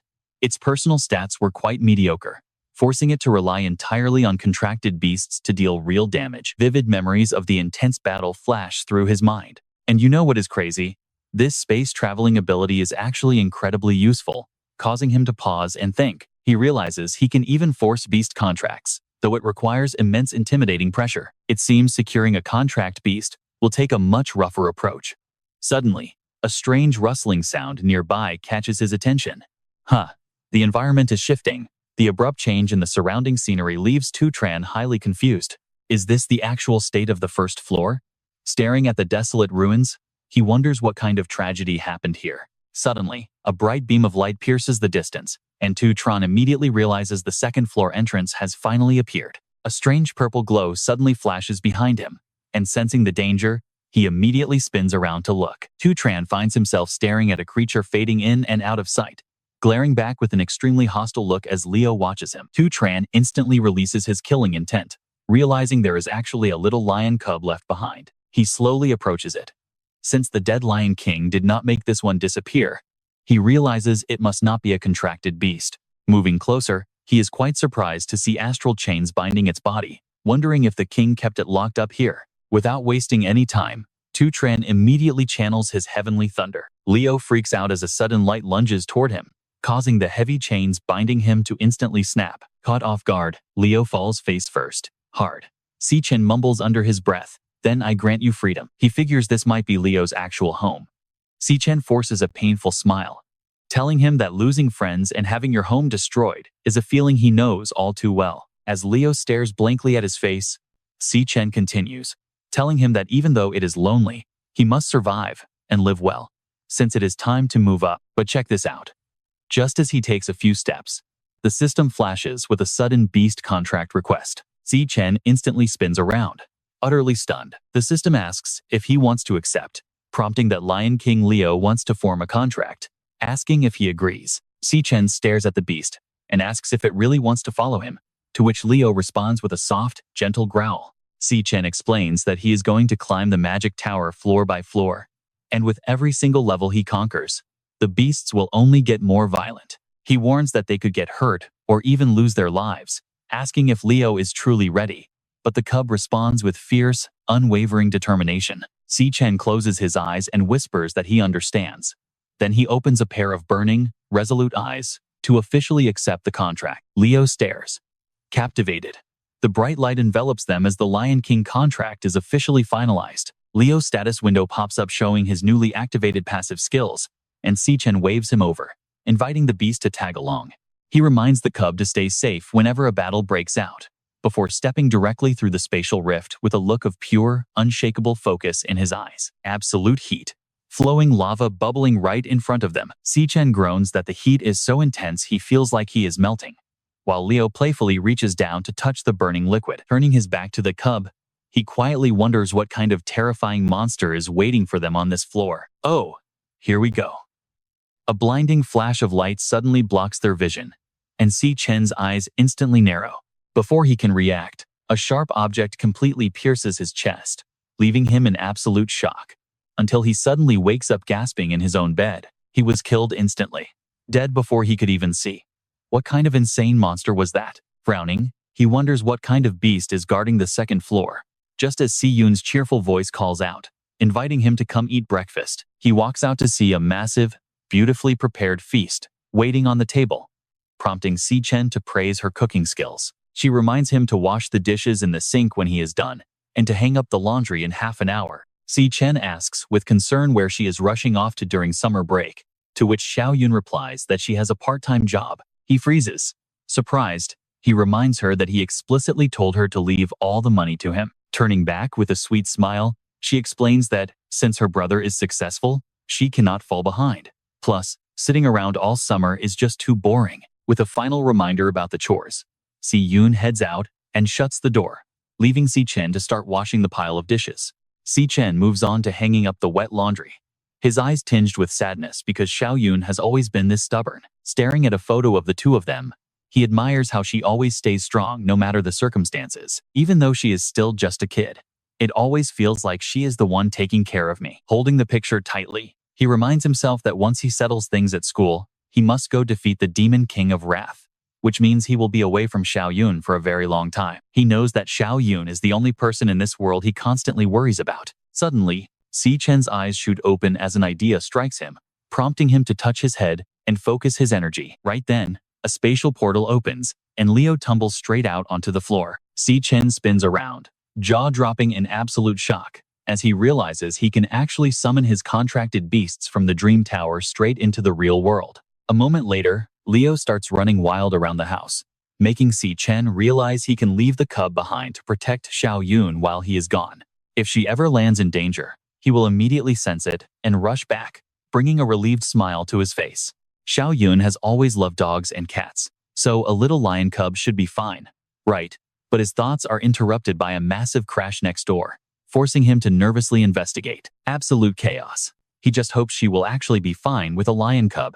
As night falls and the sunset fades, a shattered security camera sparks wildly in an alley, where a wounded man desperately screams for something to stay away. His voice is absolutely dripping with terror as he gasps out, asking what it is, before a brutal strike suddenly stabs right through him, making him shriek. His eyes dilate in pure horror, wondering what kind of monster this is, right before he is swallowed whole, in complete silence. Meanwhile, Si-Yun is walking alone down a dark street corner, letting out a heavy sigh that her shift is finally over. She grumbles that the bubble tea shop was packed all day, leaving her completely exhausted, while wondering if her brother will actually like the flavor she bought. Her small, delicate figure slowly disappears into the shadows of the alley, looking incredibly lonely, all by herself. Suddenly, a voice from behind startles Si-Yun, announcing she has finally arrived. A bouquet of flowers appears alongside a smug voice saying, "You are finally here." Duo Shin proudly announces he has been waiting here a very long time.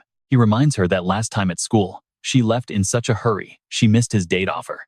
But tonight, he booked the entire rooftop of the Zifeng building. Si-Yun scowls, demanding to know how he found out she lives nearby. Duo Shin just sighs and boasts after all. His dad is the director of the #1 university hospital. Si-Yun turns to leave. "We live in completely different worlds, so never look for me again." But then, he tightly grabs the young girl by the wrist. An angry Duo Shin asks if she has any idea how much effort it took to book that entire floor at Zifeng. He even invited tons of his friends over, so her refusing to go would completely ruin his reputation. Si-Yun turns her head back to confront him, asking why she should care about his pride. Besides, does he not realize that lurking outside someone's house is super creepy? His voice turns threatening. "Creep? Who exactly do you think you are? My chasing you is already giving you face," he sneers. Duo Shin then shifts to outright threats, asking if she believes he can ruin her life in just 1 minute. But then boom, Si-Yun slams her forehead straight into Duo Shin's face, snapping that he should visit his dad's hospital to get his own brain checked out. She fiercely warns him to never bother her again, complaining that he has completely ruined her mood for the entire day. And just like that, we find ourselves back at Si-Chen's cozy home, where Si-Yun is holding little Leo. Look how tightly she squeezes him. She asks her brother where he bought this adorable beast. Si-Chen introduces the pup as Leo, telling her she will be the one taking care of him. Wow, do I really get to raise a baby lion? But then Si-Yun gets confused, recalling that only fully grown adult lions are supposed to have manes. Since Leo is so tiny, why is his mane already so long? Shaking it off, she quickly decides to go register his official magical beast adoption papers tomorrow. Seeing this, Si-Chen smiles. Since Si-Yun loves Leo so much, he has nothing to worry about leaving her alone at home. Suddenly, Si-Chen's phone rings. He stares down at the flashing screen with a deeply thoughtful expression. A subtle smirk plays on his lips as the screen displays a formal notification from the Guild Oversight and Administration Bureau. It states that after careful evaluation, his application has officially been approved. For further inquiries, please contact their main office directly. Finally, his application succeeded. A highly satisfied Si-Chen knows his plan can move forward smoothly without any issues. With absolute determination on his face, he realizes his immediate goal is to secure a decisive victory in the upcoming makeup exam 6 days from now. 6 days later, on June 24th, at 15:10 p.m., the makeup exam begins in the outskirts of Green Glow City. Gong Xuan steps forward to announce the rules, instructing both examinees to pay close attention to the details. He explains that after careful deliberation by the school board, this makeup exam will take place inside the wild dungeon hidden within this forest. According to detecting devices, this wild portal is only a Class D danger zone. Gong Xuan emphasizes that they will both enter and compete inside the exact same dungeon. His steady voice continues to echo through the clearing. Because this wild dungeon is completely uncharted, the danger levels inside are vastly higher than any controlled training portal back at the academy. To manage this risk, 3 high-level guild members from the Dongxin Nation have been deployed to serve as accompanying judges. Gong Xuan adds that these judges will follow both candidates inside to guarantee their safety, while scoring their performance in real time. In the end, their final exam scores will be determined solely by the across the field. Gong Lin's expression twists into a sinister, scheming grin. He secretly warns the 3 judges to execute their job cleanly, without leaving a single trace. Nearby, an aide asks the vice president why he is still here when his schedule in the Dongshin nation ended 2 days ago. He simply replies that nothing is more entertaining than the show about to unfold. As the monitor displays Chen's profile, the man mutters that it has been quite a while since he last witnessed a clash of geniuses, and he is highly anticipating it. Gong Xuan raises his hand. Silence falls across the crowd. The graduation makeup combat exam of National Awakened University, Class 2157, between Chen and Gong Ting, is about to begin. Determination burns in both of their eyes. With Gong Xuan's final shout to officially begin the match, Chen gracefully steps forward, passing through the glowing spatial portal with smooth, silent footsteps. Chen scans his new surroundings, completely focused. Taiyu notes that with withered trees everywhere, it looks like a plant-type dungeon. He casually asks for a smoke, but is quickly reminded that they are active judges with live cameras rolling. Wait, see that? A red light flashes. A sudden alarm catches Chen completely off guard. High-level danger alert. This is the first time his core system has ever triggered a warning like this. Then, the sudden warning vanishes entirely. How could a mere Class D dungeon harbor such dangerous threats? Beneath the branches of an ancient tree, a thick mist rolls in. Gong Ting leads the way, with Chen following right behind. Taiyu grumbles about the blinding fog, while Xiao warns them to stay highly alert and keep their eyes glued to the candidates. Suddenly, a bizarre creature rears its head from behind them, a toxic cage ant monster. Instantly drawing his sword, Gong Ting dashes forward like a gust of wind to strike. Sato notes with satisfaction that Gong Ding's reaction is incredibly sharp, but the monsters in wild dungeons are far stronger, more vicious, and more brutal than school mock-ups. Across from him, it spits a stream of corrosive acid. Gong Ding's attack is completely decisive. His movement speed leaves everyone shocked, and the venom-spitting ant is finally brought down to the ground. Drawing his glowing blade, Gong Ding drives the tip of his sword straight into the venomous insect. His ultimate finisher is the Ruin Burst Blade. Up above, the three observers watch his fight with intense focus. Checking his watch, Taiyu remarks that he struck the moment the beast appeared, while constantly shutting down its long-range attacks. Combat reflexes are a perfect 10. Yan adds that he quickly targeted and severed the monster's ranged poison gland, stripping its combat power. Tactical logic gets a perfect 10. Sato chimes in, noting his ruthless finisher was delivered without hesitation for an instant kill. Finishing power? Another perfect 10. Sato praises his movement, control, and execution. Everything is as precise as a surgical scalpel. Facing a D-rank monster in a wild, unmapped dungeon, for a student to stay this incredibly calm and decisive is truly outstanding. He glances down at the screen, scoffing at our other candidate, Chen. When the beast popped up, he didn't react at all, just wandered around aimlessly, a total failure. Down below, Gong Ding is dead silent as the screen shifts, casting Chen's silhouette onto the monitor. Yan asks Yuan Lung what Chen is looking for, and he replies with a knowing guess. As Chen steps deep into the mud, Yuan Lung concludes that this kid is searching for the fastest way to score. Suddenly, sparks fly from Chen's hands. Get ready, he slams his power down, triggering a massive, shocking explosion. Countless monsters are blown out by the force. Taiyu gasps he just blasted straight into the beast nest. Is he out of his mind? Sato gasps. Those are D-rank monsters. Doing this puts everyone in extreme danger. Gong Ding is totally stunned.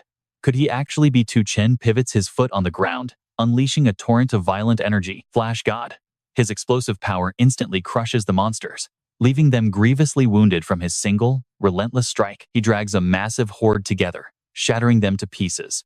Then, with one sweep, Chen ends it all, bodies raining down. Stunned, he pulls off his glasses.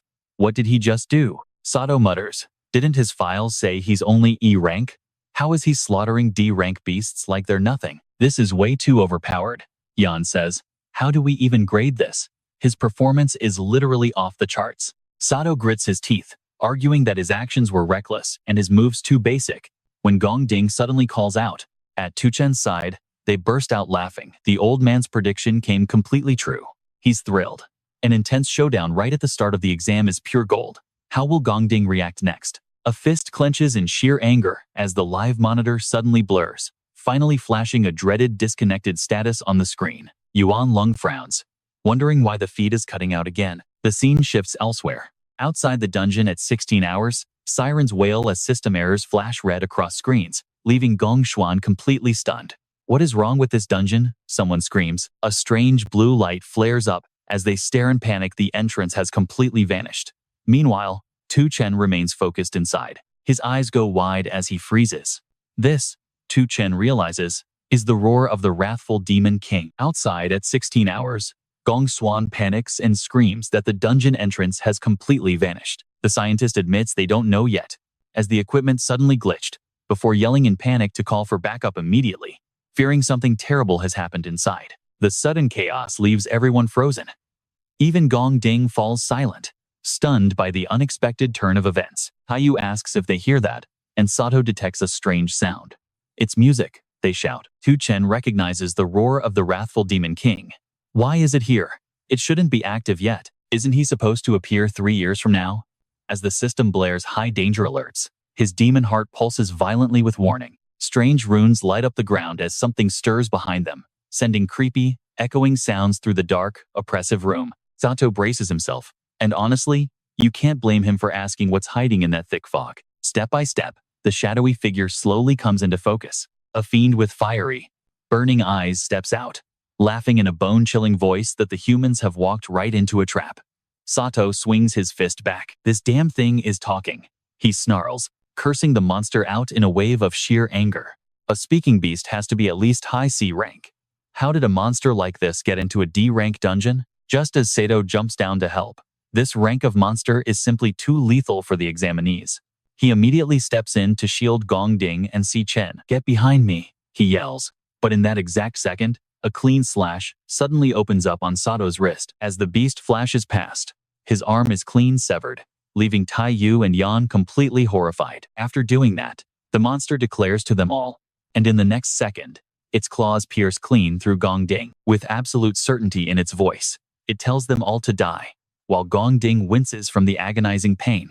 But Gong Ding pushes through, swinging his blade in a desperate counterattack that catches the beast off guard before he spins and kicks it right in the chest. The heavy impact slides the monster back, creating some crucial breathing room. Gong Ding grunts out to Chen, emphasizing that this boss monster made its move on him first. By the rules of boss priority, this prey is mine and mine alone, so do not interfere. The warning makes Chen freeze for a second, his gaze instantly turning incredibly dangerous. Suddenly, the system screen flashes before them, displaying mid-tier C rank. Chen glares at the beast, seeing high-tier C rank on his screen. Yan leaps down, yelling that Gong Ding needs immediate medical attention. Taiyu chimes in, warning that this boss is too dangerous and urging everyone to immediately withdraw. But Gong Ding flatly refuses, channeling raw energy directly into his open wound. Watching this, Chen narrows his eyes at his reckless actions. He instantly realizes Gong Ding is using extreme heat from flames to cauterize the bleeding. Gritting his teeth, Gong Ding growls that he refuses. Then, he proudly declares to the beast that their battle is far from over. Sensing the challenge, the monster charges forward without a shred of fear, both of them trading devastating blows in a deadlock. But look at this outside. Wu Kei drops a bombshell. He notes that portals vanishing usually means a highly intelligent beast is pulling the strings. He analyzes that it lures humans in by opening the gate, only to slam it shut and trap them. Stunned, his companion asks what they can do. Is it truly impossible to reopen it? Gong Ding is still stuck inside. Wu Kei answers grimly that there is only one way to force it open. The hunters inside must slay the dungeon's boss. Gong Xuan sighs with relief, reasoning that a D-rank dungeon only has a C-rank boss at best. Since their average strength is C rank, killing it shouldn't be an issue. No, Wu Kei counters, explaining that the D rank label is nothing but a clever disguise. He reveals that based on his observations, this exact dungeon is highly likely the real culprit behind the long list of missing awakened individuals they have been investigating. Those heavy words deeply terrify Gong Xuan. This place is actually a terrifying B rank dungeon, Wu Kei warns, standing firm with total, dangerous conviction. Inside the abyss, the soldier wolf mantis fires off relentless, razor-sharp slashes, easily overwhelming Gong Ding as he struggles to defend himself. His arm takes a direct hit, and his feet slide backward, but his eyes burn with unyielding resolve. The soldier wolf mantis raises its jagged, razor-sharp claw, letting out a guttural roar before slamming it down. But Gong Ding leaps aside just in time. The monster's claw plunges deep into the stone ground, pinning itself down so firmly it cannot pull free. Poised high above, Gong Ding dives down with complete confidence, yelling that its fatal opening is finally exposed. He strikes with a swift, brutal slash, decapitating the beast instantly. The severed head of the wolf mantis rolls lifelessly across the dirt. Everyone present witnesses the unbelievable feat. Tai Yu exclaims in disbelief that Gong Ding actually soloed the dungeon boss. She praises his incredible skill, noting his strength is truly formidable. While nearby, Ivan works fast to heal Sato. He asks if the feeling is returning, and Sato sighs with relief, thanking him for the timely healing. Suddenly, Sato's communication device starts blaring a warning. Looking down, he mutters in confusion that his bracelet has completely lost connection to the outside. Ivan gasps that his is dead too. Tai Yu adds with growing panic that all signals are down, and their navigation system is completely broken. Sato stares at the frozen drone floating in front of him, asking in dread when the recording robot stopped working. Just when you think they're safe, things get wild. The headless corpse of the wolf mantis suddenly glows and floats. Despite having no head, the creature leaps up and launches a sudden ambush on Gong Ding from behind. A flurry of lightning slashes crisscrosses its torso, as Chen suddenly appears and chops the wolf mantis into absolute mincemeat. He instantly earns 2,000 experience points, while Gong Ding asks in utter bewilderment how a headless monster could still move like that.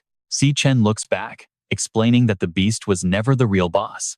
It was hypnotized from the start, allowing it to move even after death. He warns everyone to leave the portal immediately, or they might be the very next ones to fall under its mind control. Gong Ding gasps in complete shock, demanding to know how he could possibly have figured that out. Nearby, Sato frowns deeply, yelling to ask what kind of nonsense he is spitting now. This abyss should only have one C-tier lord at most, Chen thought, standing there listening to the guy yell. But this beast is at least high C-tier, so how is it not the dungeon boss? A series of red warning screens flash in front of him. High-level danger alerts detect an elite beast, while eerie, demonic sound waves start echoing out from the mouth of a nearby cave. The sound easily slips into Tai Yu's mind through her ears. Both Ivan and Sato are in the same boat, already hypnotized and starting to mutate. Chen quickly puts on his headphones to block the demonic noise, but he realizes it is already too late. To Chen, this frequency is all too familiar. In his past life, Wrath used these exact same sound waves. Back then, his little sister Si-Yun was also slaughtered because of it. Wrath used that hypnosis to massacre countless ordinary people across the globe. Keeping his cool, Chen stands back to observe. He watches from behind as the hypnotized targets stumble and sway as they move. Chen quietly realizes that this dungeon boss is definitely connected to the calamity of Wrath. As they walk into the cave one by one, he follows, telling himself it is finally time to meet.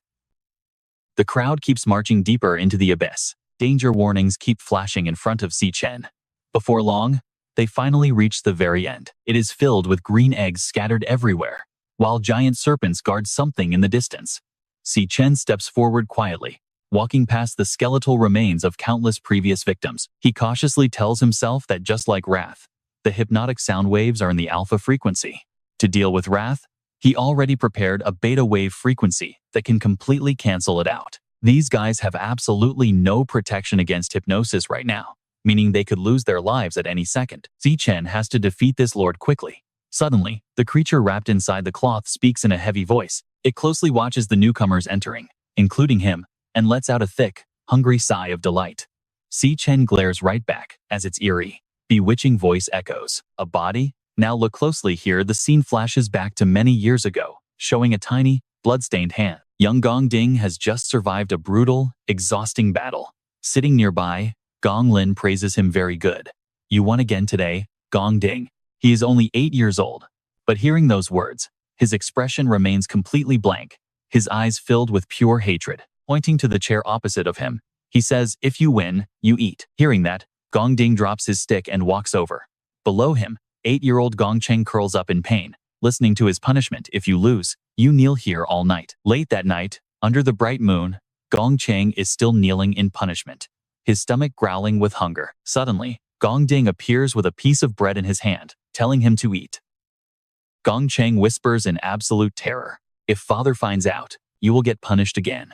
Gong Ding cuts him off. You are my brother. Stop talking nonsense and eat. Sure enough, Gong Ding is punished. A heavy blow to his face, making him spit blood, Trembling on his knees, he glares at the whip in his father's hand. In a low, chilling voice, Gong Lin asks, "Do you know why our Gong family holds such high status today?" Frowning, he continues with a cold sneer, "Because your father is always a winner, and only the winner gets to write the rules." Gong Lin adds with a smirk, "As for you boys, you can only obey my rules." Gritting his teeth, young Gong Ding glares up and asks, "So if I beat you, does that mean I get to make the rules?" In response, Gong Lin only gives a sinister, mocking laugh.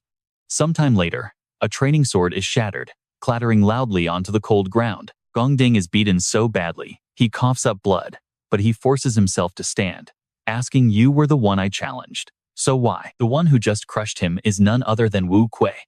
Gong Ding screams out, "Why did you let the Emperor Guild fight your battle?" Gong Lin laughs coldly and replies, "My strength is not just about my personal power. It also includes the ultimate authority in my hands." He steps closer and continues, "The rules of the human world are not as simple as you think. But one thing remains absolute." Gong Lin clenches his fist, looking down at his pitiful son, to deliver the ultimate truth, and that is winning. Kneeling on the ground, Gong Ding can only listen. "Your methods do not matter. The final result is the only thing that actually counts. As my son, you must always stand at the very top. Even if you have to throw away your family, your duties, your ideals, or anything else, you must win." Glaring down at him, Gong Lin asserts winning is the single, absolute value that justifies your existence in this world. Back then, young Gong Ding could only ask himself, is winning truly the only value for my existence? Back in the present, deep inside the cave, the hypnotized group stands completely blank before the dungeon boss. Chen realizes that just like Wrath, the sound waves used for hypnosis belong to the alpha frequency. To counter the powers of Wrath, he already prepared a beta wave audio designed to cancel it out completely. Looking at the others, they have absolutely no defense, meaning they could lose their life. Activating his skill, Chen silently tells himself that he must eliminate this dungeon boss right away. Suddenly, Gong Ding reaches out and tightly grabs his wrist. Clutching his chest wound, he whispers for him to stop. "Wait." Kung Din's voice shakes to Tron. "I honestly do not know what kind of method you use to avoid being hypnotized." Meanwhile, blood keeps dripping from his wound.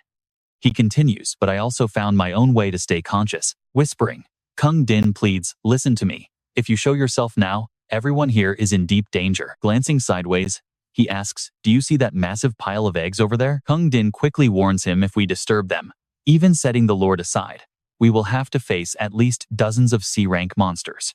We will definitely die." He continues that Lord disguised this place as a low-level dungeon, just to lure in awakened ones and drain them dry. Frowning, Kung Din adds, "It is definitely going to approach us first." He suggests a plan. "I say, we stay hidden, wait for the Lord to get close, and then strike together."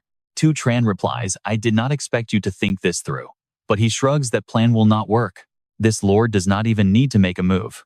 Tu Tran knows all too well, with just a single thought, he can make all those hypnotized victims self-destruct. In a flash, Tu Tran glides past them, striking their necks to knock them out cold before they can do anything. This move completely stuns the Lord hiding behind the heavy curtain. Looking down, a chilling voice echoes, "Something else was slipped into your food." The furious Lord screams, "Slaughter them for me." And right on cue, watch this, those massive eggs hatch all at once, unleashing a swarm of deadly C-rank soldier mantises upon them. With the Lord's order given, the beasts instantly swarm forward, charging directly at Tu Tran. Realizing they have no choice but to use their emergency plan, Kung Din draws his sword and shouts, "Tu Tran, I need a favor." Stepping forward bravely, he says, "Get those three out of this dungeon. I will stay behind to hold these monsters off." These self-sacrificing words catch Tu Tran off guard. Kung Din adds, "Even if I cannot win, I can easily buy you some precious time." Screeching like demons, the pack of soldier mantises lunges forward to tear them apart. Unleashing a flurry of strikes to hold them back, Kung Din yells, "I was the one who suggested this extra exam, dragging everyone into this mess." The impact sends him and the beast flying back, but Kung Din plunges his blade into the ground to halt his momentum. Looking heavily burdened, he grunts, "Everything started because of me.